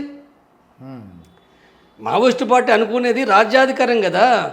అంటే ఒక విముక్తి ప్రాంతాలు ఏర్పాటు చేస్తూ ఢిల్లీని చుట్టుముట్టాలనుకునే రాజ్యాధికారం కదా. అయితే మరి అంటే ఇప్పుడు రాజశేఖర రెడ్డి గారు ఇన్వైట్ చేశాడు చర్చలకు రమ్మని, మరి వాళ్ళు వ్యతిరేకించలేదు, వద్దు వాళ్ళు రాజకీయ నాయకులు మనం వెళ్ళకూడదని వ్యతిరేకించలేదు. చెప్తా. కాబట్టి ఇది కదా అవగాహన. కాబట్టి ఈ అవగాహన ఉండి మరి ఎందుకు చర్చలకు పోయినట్టు? ఇప్పుడు పోయిన దానిలో బట్ట మళ్ళీ ప్రతినిధులు అంటే రామకృష్ణ, లేదా గాజల రవి, గణేష్, లేదా సుధాకర్, ముగ్గురు, మొత్తం జనశక్తి నుంచి అమర్తో పాటుగా 5 పోయిన వచ్చింది కదా, 5 ప్రతినిధులు. కాబట్టి ఎవరు పంపిందంటే మా పార్టీ పంపింది. ఆనాడు మావోయిస్టు పార్టీ మా అంటే అదే. కాబట్టి ఈ పార్టీ నిర్ణయం ఏం చేసిందనంటే మేము ఎక్కడ కూడా శాంతి చర్చలకు ఆనాడు కూడా మేము సిద్ధపడలేదు. అరగోపాల్ ఎక్కడ తిరిగి తిన్నా శాంతి చర్చలు ఏమున్నది? శాంతి చర్చలు చంపుతూనే ఉండి వాడు చంపుతూనే ఉండి మేము చేసేది ఏముంది? మేము శాంతి చర్చలు చేసేది ఏం లేదు, సపరేట్గానే ఉన్నాం. తిరిగి పోయిన వీళ్ళు ఎక్కడ మేము దాన్ని సందు పెట్టలే. కానీ ఇదంతా కూడా 2004 వచ్చే వరకే ఆంధ్ర రాష్ట్రం లోపల అనేక పత్రికలు, మీడియా సంస్థలు ఇవంతా కూడా చర్చలు చేయాలి. అనేక మంది మేధావులు కూడా వాళ్ళ వ్యాసాలు రాశారు.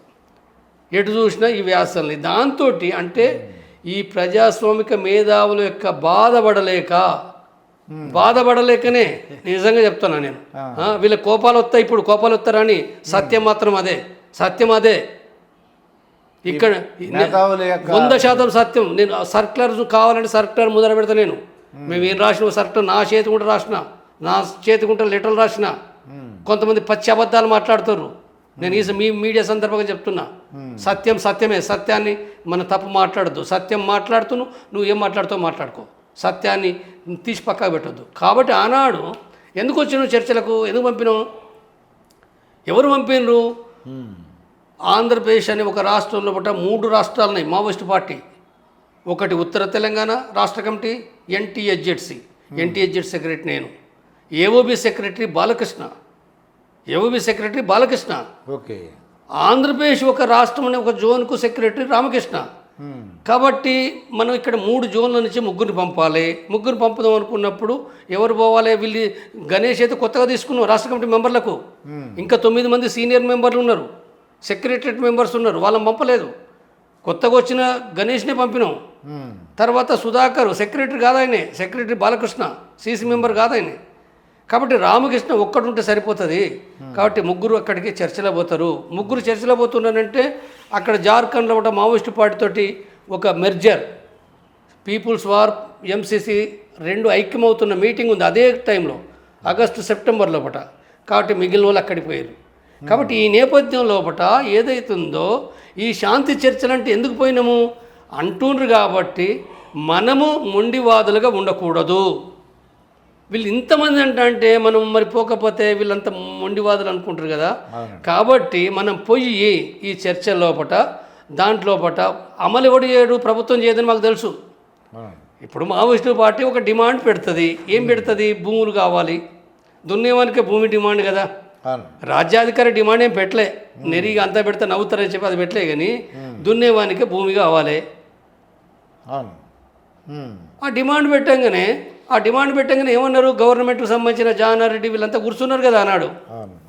ఏమన్నారనంటే భూములు ఎక్కనేయండి, లేవు కదా, ఆంధ్రప్రదేశ్లో భూములు లేవు కదా, అన్నీ అంతా రిజిస్టర్డ్ భూములు కదా, ఇప్పుడు భూములు ఎక్కనే, భూస్వాములు ఇవ్వలేరు అని అంటే తీసి పేపర్ల నిండా సమాచారం అంతా వాళ్ళ ముందర పెట్టారు.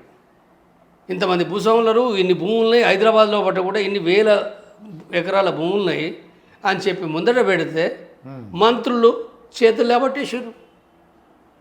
మళ్ళీ మాట్లాడదాం అనుకున్నారు, వాయిదాలు వేసారు. అయిపోయింది. వాయిదా ఎందుకు వేస్తున్నావు? చర్చ చేయక ఉన్నది 3 రోజులే కదా, అవసరం ఉంటే 4 రోజులు 5 రోజులు మాట్లాడుకోవచ్చు. కాబట్టి మళ్ళీ అని చెప్పి మళ్ళీ ఇప్పుడు కాదు, మళ్ళీ నెలకో 2 నెలలకో తర్వాత మాట్లాడుకొని చెప్తామన్నారు. అంటే దాని అర్థం ఏంటిది? అయిపోయినట్టే కదా, ఇంకేమైనా ఉన్నదా? ఇంకా చర్చలు పాస్ అయినాయి అక్కడ? చర్చలు పాస్ అయినాయి ఇక్కడ? చర్చలు పాస్ లేదు, ఏమీ లేదు, ఫెయిల్. వచ్చేసారు నవ్వుకుంటా, ప్రతినిధులు వచ్చేసారు. ఏది జరగానో గదే జరిగిందని మేము అనుకున్నాం. అదేం జరగదని మాకు తెలుసు. అయితే అక్కడ ఏం జరిగిందని అంటే చర్చలు ఫెయిల్ అయినాయి. వచ్చిన కొద్ది రోజులు, నెల కూడా కాలేదు, జనశక్తి నుంచి వచ్చిన ప్రతినిధి రియాజ్ అనే ఒక చర్చల ప్రతినిధిని పట్టుకొని చంపేశారు. రియాజ్ ఒక్కనే కాదు, ఇక మీటింగ్లు ఎక్కడ పెట్టినా ప్రజా మీటింగ్లు పెడితే అక్కడ అరెస్ట్ చేశారు, జైలు వేసారు, ఎన్కౌంటర్ షురు, మళ్ళీ బూటకం ఎన్కౌంటర్ షురు.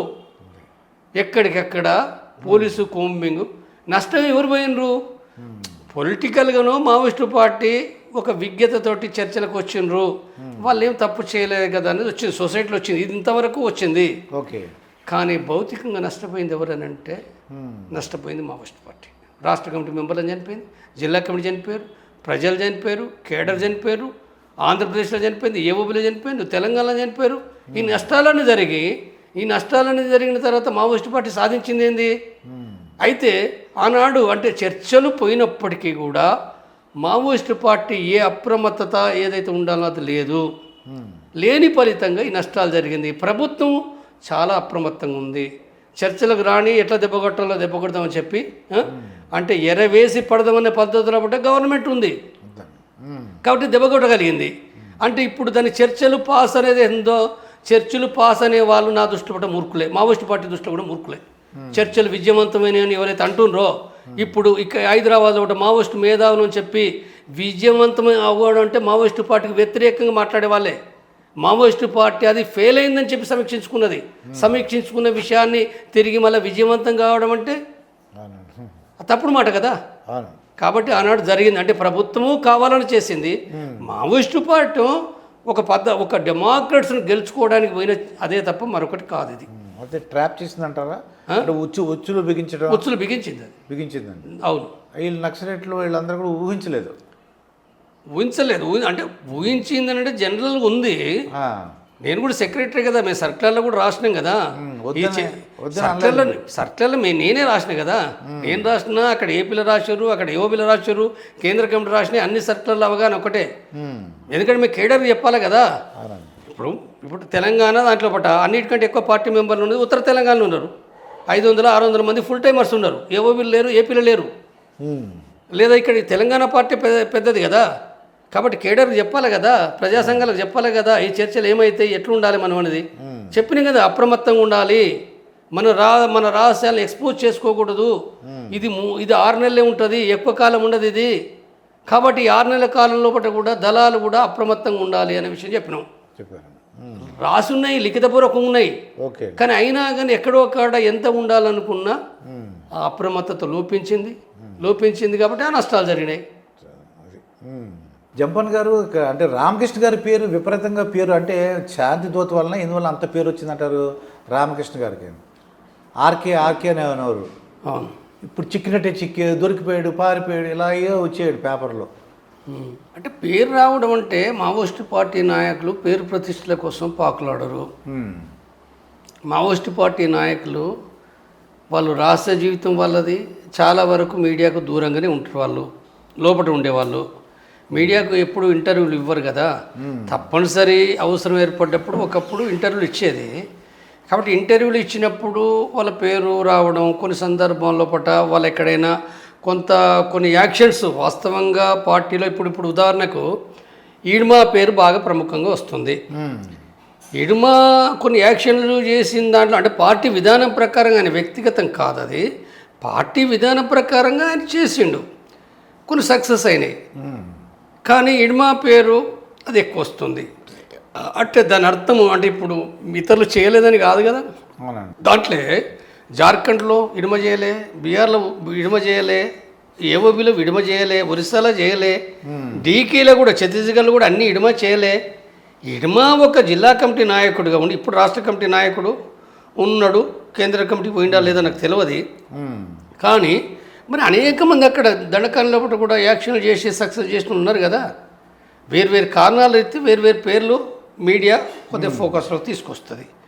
మీడియాకు ఫోకస్ తీసుకొచ్చింది కాబట్టి వాళ్ళు గొప్ప నాయకులు, వాళ్ళే గొప్ప నాయకులు అనేది ఎట్లా? అసలు ఎంత విచిత్రంగానంటే మొన్న ఇప్పుడు సుధాకర్ చనిపోయాడు. ఆయన ఒక చాలా సీనియర్, ఆయన అందులో రాసిన వాస్తవాలు కరెక్టే.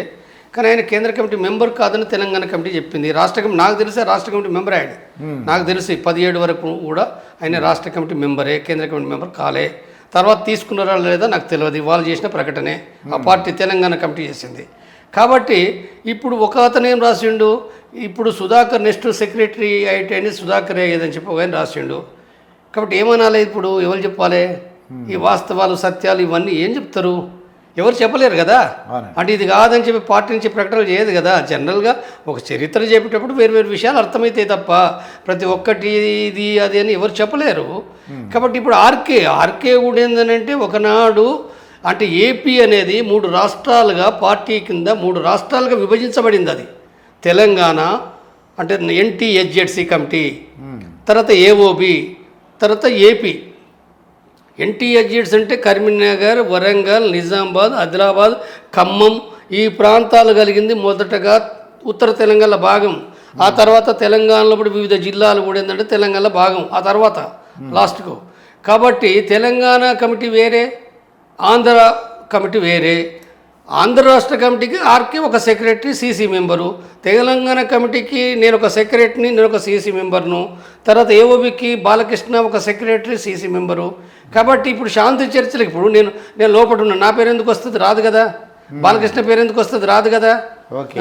లేదా సెక్రటరియట్ మెంబర్లు ఉన్నది, వాళ్ళ పేర్లు రావు కదా. గాజాల రవి పేరు వచ్చింది, ఇక్కడికి వచ్చి ఇక్కడ ఉన్నాడు కాబట్టి ఏంటంటే ఆయన చూసిన వాళ్ళు ఆయన గురించే మాట్లాడతారు కదా.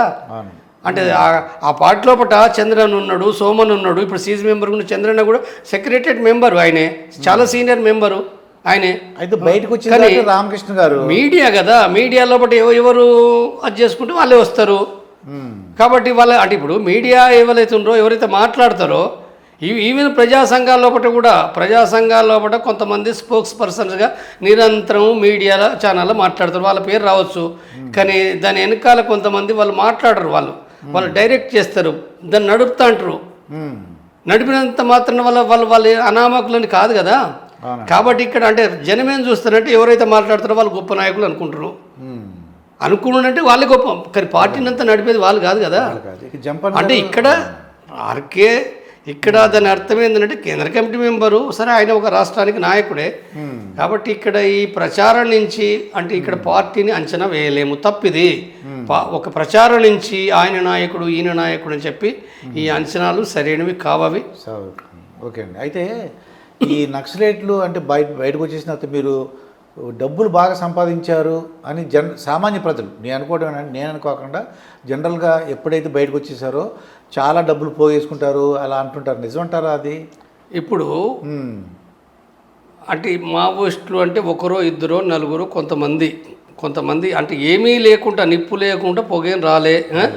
కొంతమంది అది మావోయిస్టులు కావచ్చు, వివిధ నక్సలైట్ పార్టీలే కావచ్చు, అంటే పార్టీని మోసం చేసి లేదా బయటకు వచ్చి రకరకాల పద్ధతులోపట పేరు చెప్పుకొని సంపాదించుకున్న వాళ్ళు ఉన్నారు, కొద్దిమంది ఉన్నారు. కోట్లు బిల్డింగ్ల మీద 100 కోట్లు ఉన్న వాళ్ళు కూడా ఉన్నారు కొద్దిమంది. అంటే ఒకరిద్దరే, అందరు కాదు, ఒకరిద్దరు కాబట్టి అందరిని అన్నట్టు తప్పది, ఒకరిద్దరు ఉన్నారు, అది వేరే విషయం.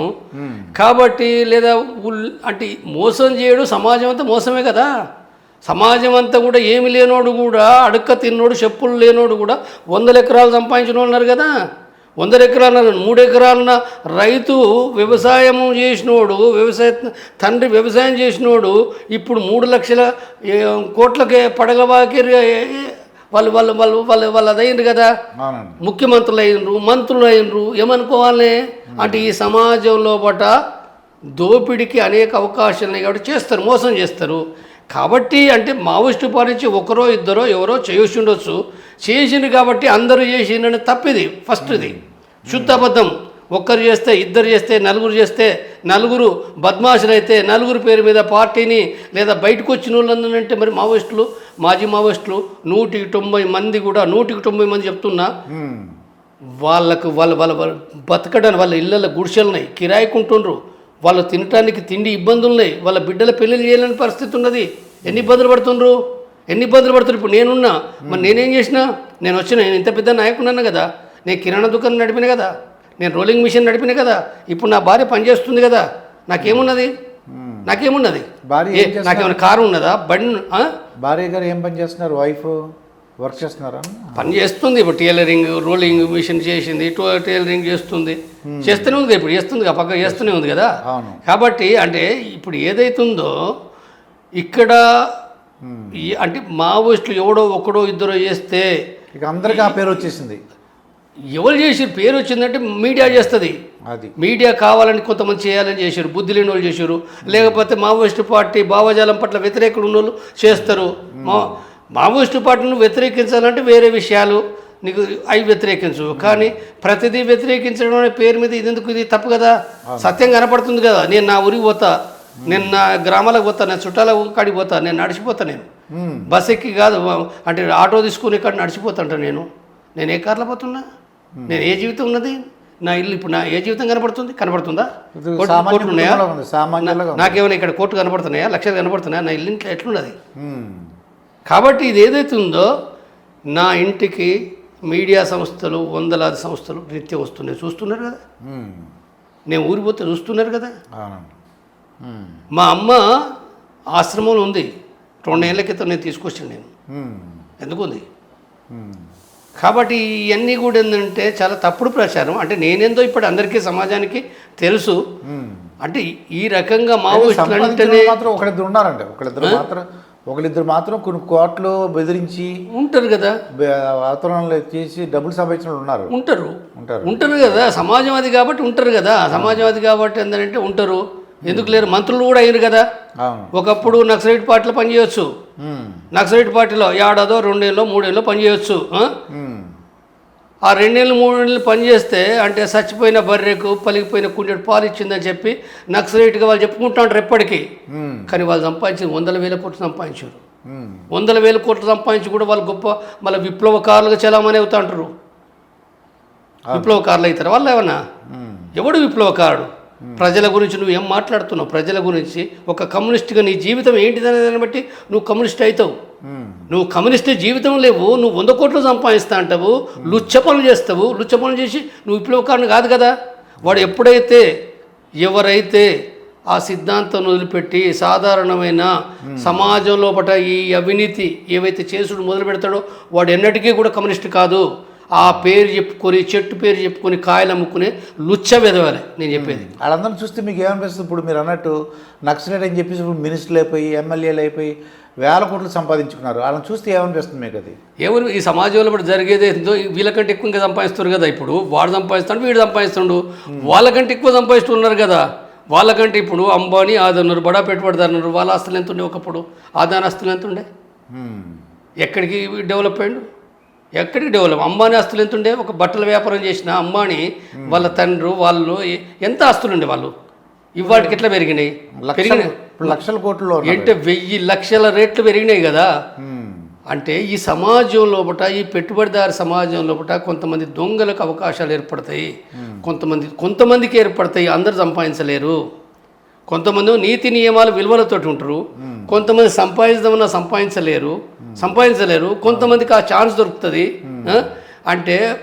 అంటే మాటలు నేర్చిన వాళ్ళు, లేకపోతే అబద్ధాలు ఆడేటోళ్ళు, అవకాశవాద ఎత్తుగడలు చేసేటోళ్ళు, కుట్రలు చేసేటోళ్ళు, నాటకాలు చేసేటోళ్ళకు తిమ్మిని బమ్మిని చేసి పైకి పోయేటోళ్ళు పోతారు. కొంతమందికి అవకాశాలు ఉంటాయి.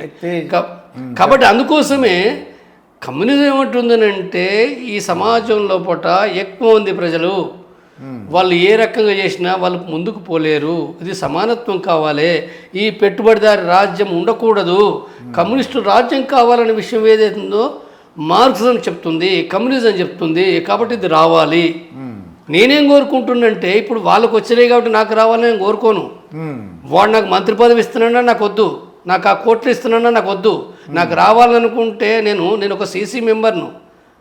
నా జీవితంలో 35 ఏళ్ళ లోపల సగ జీవితం నేను కేంద్ర కమిటీ మెంబర్ని. నేను కావాలనుకుంటే బీఆర్ఎస్కో కాంగ్రెస్కో పోయిട്ടുണ്ട് కదా. ఎన్నడో నేను ఎమ్మెల్యే సీట్ కోసం ప్రయత్నం చేస్తుండే కదా. నేను అయిటోనే కదా. కాబట్టి నాకు అలాంటి ఏమీ నాకు లేవు. నేనేమన్నా నా ఆనందం అనేది ఉందో ప్రజలతోటి సాధారణంగా మనిషిగా బతకడమే ఆనందము. నేను ఒక మనిషిగానే బతుకుతున్నాను. నాకు ఇప్పుడు నాకు సామాజిక మీడియాలో అనేక మంది స్నేహితులు ఫ్రెండ్స్ ఉన్నారు, వివిధ గ్రూపులో ఉన్నారు. ప్రజలు నన్ను గౌరవిస్తున్నారు. ఎక్కడికి పోయినా నన్ను గౌరవిస్తారు. మా ఊరికి పో, లేదా నేను పనిచేసిన ప్రాంతానికి పో, లేకపోతే నాతో పనిచేసిన కార్యకర్తలు కానీ ఎవరైనా, లేదా ఇవాళ వేరు కమ్యూనిస్టు సంస్థలు ఉన్నా కానీ నన్ను అభిమానిస్తారు, నన్ను అర్థం చేసుకుంటారు. జంపన కరెక్ట్ రాస్తుండు, కరెక్ట్ మాట్లాడుతుండ అనుకుంటారు. ఎవడో ఒకరు తిట్టాడా అంటే ఒకడో ఇద్దరు ఎవడో తిడతాడు. ఎంత అనుకున్నా ఒకడో ఇద్దరు తిడతారు. కానీ సాధారణంగా ఏదైతుందో నేను ఈ సమాజం కోసం నేనైతే రాస్తున్నానో మాట్లాడుతున్నానో ఇదే నాకు ఆనందం. అంతకంటే ఇంకా నువ్వు నా ముందట తీసుకొచ్చి బిర్యానీ పొట్లాలు పెట్టు, లేకపోతే ఏమైనా పెట్టు, నాకు అనవసరం అండి. అదండి. అయితే జంపన్ గారు, సామాన్య ప్రజలకు ఉన్న ఒక క్వశ్చన్ మిమ్మల్ని అడుగుతాను. ఏంటంటే ఏపీ అలాగే తెలంగాణ రెండింటి మధ్యలో నీటి వివాదాలు వస్తున్నాయండి. అంటే గోదావరిలో కలిసే, అంటే గోదావరి నీళ్లు సముద్రంలో కలవకుండా బనకచెర్ల అనే ఒక ప్రాజెక్ట్ పెడుతున్నారు. తెలంగాణ నాయకులందరూ కూడా వద్దని, అక్కడ ఆంధ్రప్రదేశ్ వాళ్ళమే మీరు రాజకీయం కూడా చేస్తున్నారని చెప్పేసి మేము వాడుకునేది సముద్రంలో కలిసే నీళ్ళని ఆపుతున్నాము, ఆ బనకచెర్ల ప్రాజెక్టు వలన ప్రజలకు ఉపయోగపడుతుంది అంటారు. వీళ్ళు రాజకీయాల గురించి దాన్ని రాజకీయం చేస్తున్నారంటారు. అంటే మీరు ఒక నక్సలైట్గా నుంచి వచ్చిన వరకు మీకు ఏమనిపిస్తుంది అంటారు ఇటువంటి వివాదాలు చూసినప్పుడు, నీటి వివాదాలు చూసినప్పుడు? నేను ఇందులో లోతుగా మాట్లాడాను. ఇప్పుడు మాట్లాడేటప్పుడు మాట్లాడతా, ఈ విషయాలన్నీ మాట్లాడతా. కానీ ఇది సందర్భం కాదు కాబట్టి ఏంటంటే ఒకటే ముక్క నేను చెప్పదలుచుకున్న విషయం ఏంటంటే, ఒక్క ముక్కలో చెప్పాలంటే రాజకీయాలు ఈ దేశంలో ప్రతిదీ రాజకీయమే. అధికార పక్షం మాట్లాడితే ప్రతిపక్షాలు మాట్లాడితే రాజకీయాలే. వాస్తవాలు వేరే, వాస్తవాలన్నీ సత్యాలు కావు. వాస్తవాలన్నీ సత్యాలు కాదు. వాస్తవాలు కొన్ని ఉంటాయి, వాస్తవాలు మాట్లాడేదాని లోపల కొన్ని ఉంటాయి. ఆ వాస్తవాల లోపల బీఆర్ఎస్ వాళ్ళు మాట్లాడేదాంట్లో లోపల ఏదో ఒక వాస్తవం ఉంటుంది, కాంగ్రెస్ మాట్లాడేదాంట్లో ఏదో ఒక వాస్తవం ఉంటుంది. కానీ ఏదో ఒక వాస్తవమే, కానీ మొత్తం సత్యం కాదు, సత్యం వేరే. ఈ సత్యం మాట్లాడడం అనేది ఉందో ఇవాళ ప్రతిదీ రాజకీయం రాజకీయం రాజకీయం అంటే ఈ మీడియా కూడిందంటే గోల్మాల్ చేసి సత్యాన్ని మాత్రం బయటికి తీయది. ఈ సత్యం మాట్లాడే వాళ్ళు కొంతమంది పార్టీలకు అతీతంగా ప్రజల గురించి మాట్లాడే వాళ్ళు మాత్రమే మాట్లాడాలి. దురదృష్టవశాత్తు కమ్యూనిస్టులు అనే వాళ్ళు కూడా, ఈ దేశంలో కమ్యూనిస్టులు కూడా వాళ్ళు సత్యం మాట్లాడే కంటే రాజకీయాలు మాట్లాడుతారు. వాళ్ళు రాజకీయాలు మాట్లాడుతారు. వాళ్ళు సత్యం మాట్లాడి తక్కువ, కొన్ని సందర్భాలు మాట్లాడతారంటే కొన్ని సందర్భాలు మాట్లాడతారు, కానీ వాళ్ళకు రాజకీయాలు వచ్చినాయి. ఇప్పుడు అంటే వాళ్ళు సపోజ్ బీఆర్ఎస్ని సపోర్ట్ చేస్తే అన్ని విషయాలు బీఆర్ఎస్ని సపోర్ట్ చేస్తారు, అవును, కాంగ్రెస్ను అన్ని విషయాలు వ్యతిరేకిస్తారు. ఏదో చూపించడానికి ఒకటో రెండో చూపిస్తారు. ఇప్పుడు కాంగ్రెస్ను సపోర్ట్ చేయదలుచుకుంటే కాంగ్రెస్ని సపోర్ట్ చేస్తారు, బీఆర్ఎస్ని వ్యతిరేకిస్తారు, అన్ని విషయాలు వ్యతిరేకిస్తారు. కాబట్టి ఇది కమ్యూనిస్ట్ అనే వాళ్ళు రాజకీయాలు చేయొద్దు. నువ్వు నీ సిద్ధాంతం చెప్పు, నీ సిద్ధాంతం చెప్పు, నువ్వు సత్యం మాట్లాడు. నువ్వు సత్యం మాట్లాడకుండా నువ్వు రాజకీయాలు మాట్లాడితే నీ కమ్యూనిస్ట్ అనే వాళ్ళు రోజు రోజుకు పతనం అవుతారు తప్ప ఎన్నటికీ ముందుకు పోరు. నేను చెప్తున్నా, ఎన్నటికీ ముందుకు పోరు. స్పష్టంగా పార్టీలకు అతీతంగా సమాజ ప్రజల అవసరం దృష్టిలో పెట్టుకుని సత్యం మాత్రమే చెప్పాలి. కాబట్టి ఇప్పుడు నేను ఈ సందర్భంగా ఏదైతుందో నేను ఎక్కువగా నేను కొంత టైం తర్వాత కొన్ని విషయాలు తర్వాత క్రమంలో మాట్లాడతాను. నిజమే, పాపం వాళ్ళేమో సముద్రం కలిసే నీళ్ళు అంటారు ఆంధ్రప్రదేశ్ వాళ్ళు, వీళ్ళేమో లేదు మనకు తెలంగాణ అన్యాయం జరుగుతుందని వీళ్ళు. అయితే సత్యానికి ఎప్పటికైనా చెప్పాలి. నేను చెప్తాను అయితే లేదు. ఇప్పుడు ఏంటంటే ఇప్పుడున్న టైము నేను ఈ మధ్య కాలంలో చూడు, నేను ఏ రాజకీయాలు మాట్లాడతలేను. నేను ఇప్పుడు ఏం మాట్లాడద్దు అనుకుంటున్నా కొంతకాలం వరకు కూడా. నాకేంటి నేను ఎందుకు మాట్లాడే రాజకీయాలు ఎందుకు మాట్లాడదు? ఇప్పుడు నాకేం అవసరం? నాకేమైనా పార్టీ ఉందా? నా పార్టీ లేదు కదా. ఎందుకు మాట్లాడాలి ఇప్పుడు నేను రాజకీయాలు? ఇప్పుడు రాజకీయాలు కాకుండా ప్రజల వైపు మాట్లాడి లేదు. నేను మాట్లాడుతున్నది ఏంటంటే ఈ వ్యవస్థ గురించి మాట్లాడతా, ఈ ప్రజల గురించి మాట్లాడతా, నా సిద్ధాంతం గురించి మాట్లాడతా. నా సిద్ధాంతం అని అంటే ఆచరణలో ఉన్న విషయాలు అన్నీ మాట్లాడతా. మిగిలిన విషయాలు ఏదైతుందో మాట్లాడేటప్పుడు మాట్లాడే సందర్భంలో మాట్లాడుతున్నాయి. అయితే నీకు సామాన్యుడిగా నాకన్నా డౌట్, ఇది చిన్న గార్డెన్కి ఏదైనా తోటలకు వెళ్ళాం అనుకోండి, తోటలకు వెళ్తే పురుగులు ఇవన్నీ అది అక్కడ ఉన్నటువంటి లేకపోతే దోమలు జర్లు పాములే వస్తాయి. అసలు మీరు అడవిల్లో ఎలా ఉండేవారని చిన్న నాకు డౌట్ అనమాట. ఇప్పటికీ అసలు ఎలా చిన్న మేము ఇలాగ తేలు వచ్చింది బాబు, జర్రు వచ్చిందని ఏదైనా గార్డెన్ పార్టీకి వెళ్ళినప్పుడు చూస్తుంటాం అన్నమాట. అసలు ఎలా బతికారు బాబు ఈ నక్సలైట్లు అన్ని? తర్వాత వాళ్ళ జీవితం మీద ఏంటి ఇంత ఎన్టీ రామారావు చూస్తే అక్కడ దేశభక్తులు అన్నాడు ఆయన. అంటే కాదు ఇప్పుడు అంటే నక్సలైట్లు ఏమైనా దేశభక్తులు కాదు. కొంతమంది ప్రజలు ఏమనుకునేదంటే, ప్రజలు అనుకునేది వాళ్ళకి మంత్రాలు వస్తాయి, వాళ్ళు దేవుళ్ళు. మళ్ళా దేవుళ్ళు ఎందుకు? దేవుళ్ళు వాస్తవంగా చనిపోతే, నేను ఒక ఉదాహరణ చెప్తా. నా కన్న ముందట గంగన్న అని చెప్పి చనిపోయిండు 86 లోపట. ఇక్కడ చిన్నబోయినపల్లి దగ్గర ఒకటి ఏంటంటే బస్సు పేల్చివేత సందర్భంగా అక్కడ పోలీస్ కాల్పులు ఒకటి చనిపోయాడు. వాళ్ళది ఊరు గంగారం, కరీంనగర్ జిల్లా గంగారం ఊరు. లింగన్న ఆయన పేరు, ఊరు గంగారం. ఆయన చనిపోయింది నేను చెప్పినాం, వాళ్ళ కుటుంబాలకు చెప్పినాం, చుట్టాలకు చెప్పినాం. వాళ్ళు నమ్మరే. లేదు మా లింగన్న చనిపోడు, మా లింగన్న గొప్ప దేవుడు. లింగన్న చనిపోడు అందే. లింగన్న పోలీసులు ఎంతమంది వచ్చినా ఆయన దొరికేటోడు కాదు. ఇక్కడ మునుగుతాడు, అక్కడ వెళ్తాడు, అక్కడ మునుగుతాడు, ఇక్కడ వెళ్తాడు. ఆయన ఎవరూ చంపలేరు, ఆయనకు చాలా మంత్రాలు ఉన్నాయని అన్నారు. మేము చెప్పి చచ్చిపోయిండే, మా కళ్ళ ముందర చచ్చిపోయిండు ఇది అని చెప్తే కూడా వినలేదు. ఎందుకు అని అంటే ఇప్పుడు ఎట్లుంటుందని అంటే నక్సలైట్లు ఇచ్చే మందు చిన్న గోలు ఇచ్చినా వాళ్ళకు జ్వరం తగ్గిపోతుంది, తలకాయ నొప్పి తగ్గుతుంది. విచిత్రం ఏంటంటే అంటే తగ్గుతుంది అంటే నమ్మకం ఉంటుంది. అంత గుడ్డి నమ్మకం అన్నట్టు ప్రజలకు. తర్వాత అంటే ప్రతిదీ వాళ్ళ కోసం చేసారు కదా. కారం తిన్నారు, గొడ్డు తిన్నారు, కష్టాలు పడ్డారు కదా. వాళ్ళ కోసం అమ్మ అయ్యా అన్న అనుకుంటా అందరితోటి అన్న అన్నారు కదా. ఎవరిని కూడా తిట్టలే కదా. ఎవరినైనా చిన్నైనా పెద్దనైనా అన్న అనుకుంటూ గౌరవించారు. కాబట్టి వాళ్ళు దేవుళ్ళు అవుతారు కదా. దేవుడు ఎక్కడో లేడు, నిజంగా వాళ్ళ కన్నా ముందర దేవుడు. కాబట్టి ఇది పొజిషన్. కాబట్టి ఈ పరిస్థితిలో పట ఇప్పుడు అంటే ఇప్పుడు వాళ్ళు కూడా ప్రశ్న అప్పుడు పాములు ఉన్నాయి, తేళ్ళు ఉన్నాయి, ఏనుగులు ఉన్నాయి, పులులు ఉన్నాయి, గుడ్డేలు అయితే చాలా భయం. జంతువుల్లో కూడా గుడ్డేలు చాలా భయం.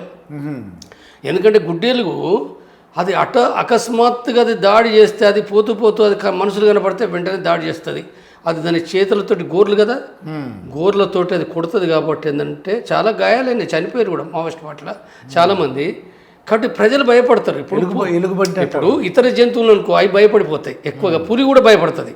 పులి కూడా ఇప్పుడు మనం ఇక్కడ మనుషులు ఉన్నాం, ఆ పులి అది భయపడిపోతుంది. ఏదో వచ్చి అది తన శత్రువు అనుకుని అది భయపడిపోతుంది.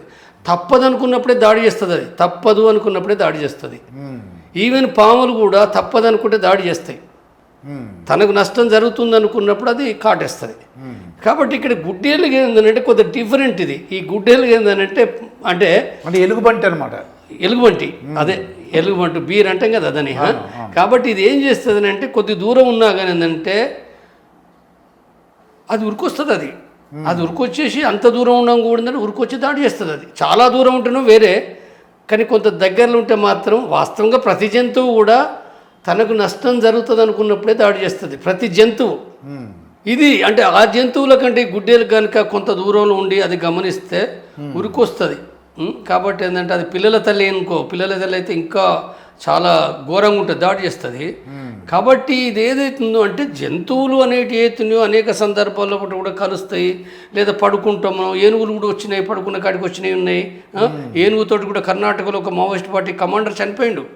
కర్ణాటకలో కూడా ఒక కమాండర్ చనిపోయిండు. తర్వాత ఇతర కూడా పాములతో కూడా చనిపోయిండు. శేషన్న అని చెప్పి ఆదిలాబాద్ ఒక స్టేట్ కమిటీ మెంబర్, నేను పనిచేసిన కమిటీ లోపల శేషన్న అనే అతను కూడా పాము కాటుతో చనిపోయిండు. ఇంకా చాలామంది చనిపోయినారు. పులితోటి కూడా గాయాలైనవి ఉన్నాయి. కాబట్టి అనేకమైనవి కూడా ఏంటంటే ఉంటాయి. ఉన్నప్పటికి కూడా ఏంటంటే మరి గెరిల్లాలు ఇవన్నిటిని కూడా ఎదుర్కొంటూ కూడా జీవించడం అనేది తప్పనిసరి అవసరమైంది. కాబట్టి వాటి మధ్యన అలవాటు పడతారు. అలవాటు అనేది ఉందో ఏ మంత్రాలు లేవు, ఏ తంత్రాలు లేవు. ఒకవేళ పాము కుట్టిందనుకో వెంటనే ఇంజక్షన్ ఇచ్చుకుంటారు, లేకపోతే కొంతమంది చనిపోతారు. కొన్ని సందర్భాల్లో పట గుడ్డెరుగుతో కూడా చనిపోయినారని చెప్పిన కదా. కాబట్టి ఇటు అన్నిటి మధ్య లోపల కూడా జీవించక తప్పదు. రైతు జీవితం కూడా అంతే కదా. మరి ఇప్పుడు ఇవాళ ఇవన్నీ రోడ్స్ వచ్చినాయి, లేకపోతే వెహికల్స్ వచ్చినాయి, కానీ ఒకనాడు రైతు జీవితం అంటే ఏంది? రైతు వ్యవసాయం చేయడం అంటే కూడా మరి ఆడ కూడా పాము కుడుతుంది, తేలు కుడుతుంది, లేదా కందిరిగలు కూడా కుడతాయి కదా. కాబట్టి అనేకమైన ప్రమాదాలు ఉండి కూడా పని చేయాల్సి వస్తుంది. వాస్తవంగా ఈ పట్టణంలో కూడా మనిషి యంత్రాల్లో పనిచేస్తుండు, చనిపోతలేరా? యంత్రాల్లో పనిచేసినట్టు చనిపోతుండు, చెయ్యి చనిపోతుండు, లేకపోతే అసలు మొత్తంగానే అసలు ఆ ఫ్యాక్టరీ ధ్వంసం అవుతుందిగా, కాలిపోతున్నాయి కదా. కాబట్టి ప్రమాదాలు అన్నట్టు అనేక చోట్ల ఈ పొంచి ఉన్నాయి. వేరు వేరు. మీకు మాత్రం ప్రమాదం లేదా? చాలా జాగ్రత్తగా మీరు బండి నడపాలన్నట్టు ప్రమాదాలు లేవా? ఇలా ఇక్కడ పులులు లేవు, కానీ మీరు పొద్దునట్టు వాకింగ్ పోవాలన్నా ప్రమాదమే. ఎవడు గుద్దే తెలియదు పొద్దునట్టు. కాబట్టి ఈ ప్రమాదాలు అంతటా ఉన్నాయి. అయితే మీరు వ్యక్తిగతంగా చూస్తే మీరు ఆపరేషన్ చేయించుకున్నారు, పిల్లలు పుట్టకుండా అన్న మాట అంటున్నారు. అంటే అప్పుడు బాధ అంటే మీ చుట్టాలు కానీ తెలిసిన వాళ్ళు, మేడం గారు, మీ భార్య గారు ఉంటే పిల్లలు ఉండాలండి, ఎందుకు వద్దు ఆపరేషన్, అలాగే అనలేదండి వాళ్ళు? ఎవ్వరు మా కుటుంబం ఎక్కడ కలుస్తారు? కలవలేదు కదా నేను. ఎవరో ఒకరో ఇద్దరు కలిసిన కాడ చర్చ వేరే, కానీ మా కుటుంబం కలవలేదు. నేను ఆల్రెడీ పూర్తిగా డిసైడ్ చేసుకున్నా కదా, అన్ని వదులుకొని పోయినా కదా, పూర్తిగా అర్థం చేసుకుని పోయినాను. కాబట్టి నేనేం కదా పిల్లలు కావాలని నేను కోరుకోలే, మా సహచరి కోరుకోలేదు. అలా ఏం లేదు. అంటే పిల్లలు ఉంటే ఇబ్బంది అనా ఏంటండి? ఇబ్బంది కదా, పిల్లలు ఉంటే ఇబ్బంది కదా. పిల్లలు ఉంటే ఇప్పుడు ప్రెగ్నెంట్ అయినప్పుడు కూడా నడకకు ఇబ్బందే. తర్వాత కొంతకాలం ఏంటంటే షెల్టర్లో ఉండాలి, ఏదో ఇంట్లో ఉండాలి, ఎక్కడో కాడ ఉండాలి.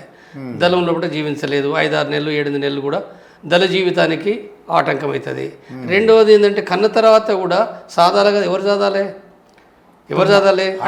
అంటే ఇప్పుడు తల్లి సాధలేదు కదా. తల్లి 3 నెలలు 4 నెలలు ఉంటుంది. మరి మిగిలిన కాలం అంతా ఎవరు చదవాలి? అంటే కని అక్కడ వదిలేసి రావడం అంటే తల్లిదండ్రులు లేకుండా ఆ అబ్బాయి అమ్మాయి ఎట్లా బతకాలి? వేరే వాళ్ళకి ఇవ్వాలి, చుట్టాలకి ఇస్తే ప్రేమలు ఉంటాయి కదా. నీకెందుకు? నీకు ఇల్లే వదిలిపెట్టుకున్నావు, సంసారం వదిలిపెట్టినావు, భూములు వదిలిపెట్టినావు, ఉద్యోగం వదిలిపెట్టినావు, మళ్ళీ నీకు పిల్లలపైన ఎందుకు ప్రేమ? ఈ ప్రపంచమంతా కూడా నీదే అనుకుంటున్నావు కదా. ఈ ప్రపంచ ప్రజలంతా నీ వాళ్ళే అనుకుంటున్నావు. అన్నలు, అక్కలు, తమ్ములు, చెల్లెళ్ళు, తాతలు, తండ్రులే కదా ఈ ప్రజలంతా. ఈ ప్రజల కోసమే కదా నువ్వు పనిచేసేది. ప్రజల కోసం పనిచేసేది అనుకున్నప్పుడు మళ్ళీ నీకు పిల్లల గ్యాస్ ఎందుకు? తల్లి గ్యాస్ ఎందుకు? నీకేం అవసరం? ఇది కరెక్ట్ కాదు కదా. అయితే ఎవరైనా ఒకరో ఇద్దరో ఉంటారు. మనం ఎంత చెప్పినా కానీ ఏంటంటే డెమోక్రాటిక్గా చెప్తారు, ఎవరిపైన ఇక్కడ కట్టుబాట్లు ఏం లేవు, నియంతృత్వం ఏం లేదు. కాబట్టి ఒకవేళ కనుక ఏంటంటే నీకు చెప్పినాను వినలేదనుకో, నాకు మనసులో ఉంది, మా అమ్మ అడుగుతుంది, మా నాయన అడుగుతుండు, నేను కని వాళ్ళకి ఇస్తా, నీ ఇష్టం, బాధలు పడేది నువ్వు, కని ఇచ్చిరా అని చెప్తారు అంతే. తర్వాత కన్న తర్వాత పిల్లగాళ్ళు అయితే నా దగ్గర ఉండాలంటే కాదు కదా. కాబట్టి అట్లా ఉన్నారు 95 మంది 99 మంది ఆపరేషన్ చేసుకున్నారు. ఒక్కరో ఇద్దరు కన్నోళ్ళు ఉన్నారు, పాటలు కూడా కన్నోళ్ళు ఉన్నారు. కన్నంత మాత్రమే వాళ్ళని ఏదో చాలా తీవ్రమైన తప్పు చేసిరని నేను చూడదు, అందరికీ గౌరవిస్తుంది. పడే బాధలు వాళ్ళది కదా అది. ఎందుకంటే నక్సలైట్లు అందుకే వాళ్ళ పిల్లలు కానీ ఇప్పుడు కమ్యూనిస్టులు చెప్పిన వాళ్ళ పిల్లలు కూడా మళ్ళీ కమ్యూనిస్టులోకి రావట్లా. వాళ్ళ పిల్లలు రావట్లేదు, వాళ్ళ చుట్టాలు రావట్లేదు, ఎందుకో మరి జనరేషన్ లేదంటే ఇప్పుడు కమ్యూనిస్టులు అంటే ఎక్కువ మంది రాలేదనేది వేరే విషయం, కానీ కొంతమంది వచ్చారు కదా. ఇప్పుడు నేను అంటే చాలా ఉదాహరణలు ఉన్నాయి. రీసెంట్ ఉదాహరణ కూడా చెప్పాలంటే ఇప్పుడు గాజల రవి వాళ్ళ అన్న సారయ్య, గాజల సారయ్య ఆజాద్, ఆయన కూడా పార్టీలో చనిపోయాడు. ఆయన తర్వాత ఆయన తమ్ముడు అశోక్ ఐతు, అంటే ఆయనతో బయటకు వచ్చే సరెండర్ అయ్యి ఇప్పుడు కాంగ్రెస్ పార్టీలో ఉన్నాడు. ఆయన కూడా చాలా కాలం పనిచేసిండు. లేదా వాళ్ళ భార్యలు, ఆజాద్ భార్య అయినా లేదా రవి భార్య అయినా పార్టీలో చనిపోయారు, అంటే పార్టీలో మ్యారేజ్ వాళ్ళది. కాబట్టి వేరే కుటుంబాలు కూడా చాలామంది కూడా ఏంటంటే కుటుంబాలు కూడా పార్టీలో ఒక దళంలో బట్టి రిక్రూట్ అయిన వాళ్ళు కూడా ఉన్నారు. అంటే ఈ సంఖ్య అంటే వాస్తవంగా ఇప్పుడు బయట ఉపన్యాసాలు కొట్టే వాళ్ళు వాస్తవంగా ఒక విమర్శ వాళ్ళ పైన నిజమే. అంటే ఒక్కరు కాదు ఇద్దరు, ప్రతి వాళ్ళు కొడుకులు కంపల్సరీ పోవాలని రూలేం లేదు. అంటే వాళ్ళ కొడుకులో జీవితాలు వాళ్ళ కొడుకులే కదా. తండ్రి పోయింది కాబట్టి, తండ్రి విప్లవం గురించి మాట్లాడుతుంది కాబట్టి కొడుకు పోవాలని రూలేం లేదు. కానీ ఒక విమర్శ ఏంటంటే ఒక్కరు కాదు ఇద్దరు కాదు 10 మంది 50 మంది 100 మంది ఈ నాయకులు తమ బిడ్డల్ని కొడుకులు పంపకుండా పెద్ద నాయకులు సాధారణ వాళ్ళు పోవడం వేరే. ఇప్పుడు సారయ్య పోవడు, సారయ్య తమ్ముని పంపడం ఇది వేరు. ఈయన అప్పటికి పెద్ద నాయకుడు కాదు, గ్రామ సంఘ నాయకుడు. కానీ హైదరాబాద్ లోపట, ఢిల్లీ లోపట, విజయవాడలో కూడా పెద్ద పెద్ద నాయకులు అనుకునే వాళ్ళు, రచనలు చేసేవాళ్ళు, ఉపన్యాసాలు చేసేవాళ్ళు ఆలోచించుకోవాలి. నేను స్పష్టంగానే చెప్తున్నాను, ఆనాడైనా ఈనాడైనా విప్లవం గురించి మాట్లాడే వాళ్ళు మీ కుటుంబాల గురించి ఏం ఆలోచిస్తున్నారు ఇది కదా. అంటే ఇతరులను ఆర్గనైజ్ చేస్తున్నప్పుడు మీరెందుకు ఆర్గనైజ్ చేయటం లేదు? అంటే మీ కుటుంబాల ఫ్యూడల్ సంబంధాలు ఉంటున్నాయి, ఫ్యూడల్ విలువలు ఉంటున్నాయి. ఏం మారుస్తున్నారు మీరు? సమాజాన్ని మార్చాలనుకున్నారు, మీ కుటుంబాన్ని మార్చొద్దా? తప్పనిసరిగా మార్చాలి కదా. కాబట్టి ఇది ఏదైతుందో వాళ్ళపైన తప్పు. అంటే తర్కబద్ధమైన సమాధానం చెప్పడం వేరు. తర్కబద్ధమైన సమాధానం ఏంటంటే ఇంతకుముందు నేను చెప్పిన అని నేను ఆలోచిస్తున్నా, నా కొడుకు ఆలోచించాలి, నేను కట్టేస్తానా అని అనొచ్చు. నిజమే, కట్టేస్తామా లేదా అనేది వేరే, కానీ కాబట్టి వాళ్ళు మార్చుకోవాలి. అయితే ఈ సోకాళ్ళు వాళ్ళందరూ కూడా వాళ్ళ పిల్లల గురించి అంటే వాళ్ళ పిల్లల గురించి ఆలోచించాలి. సమాజం ఓకే, వాళ్ళ ముందు వాళ్ళ కుటుంబాన్ని కూడా బాగు చేసిన బాధ్యత ఉండాలి వాళ్ళది. తప్పనిసరిగా తను మార్చాలి కదా. కుటుంబంలో ఒకటి మార్చడం నిరంతరం ఘర్షణ పడాలి. ఆయన భార్య ఇంటలేదు, కొడుకు ఇంటలేదు అంటే మరి నువ్వు మార్చడానికి కృషి చేయాలిగా వేరు పద్ధతిలో. చేతే బలవంతంగా ఏమి చేయలేము, బలవంతంగా ఎవరినేం చేయలేము, కానీ ఎట్లా మార్చాలో కూడా నువ్వు కృషి చేయాలి. అది అర్థం చేసుకోకపోతే ఇంకా సమాజం ఇంకెవరిని మార్చగలుగుతావు? నువ్వెవరిని మార్చగలుగుతావు? కాబట్టి ఇది తప్ప అయితే అంటే దీన్ని యాంత్రికంగా తీసుకోవద్దు, కానీ ఆ ప్రయత్నం అనేది చెయ్యాలనేది నేను చెప్తున్నాను. ఇదండి జంపన్న గారితో జరిగిన ఇంటర్వ్యూ. మరొక ఇంటర్వ్యూతో మీ ముందుంటాను. మీ మాస్టర్ దుర్గా ప్రసాద్. నమస్కారం సార్. నమస్తే.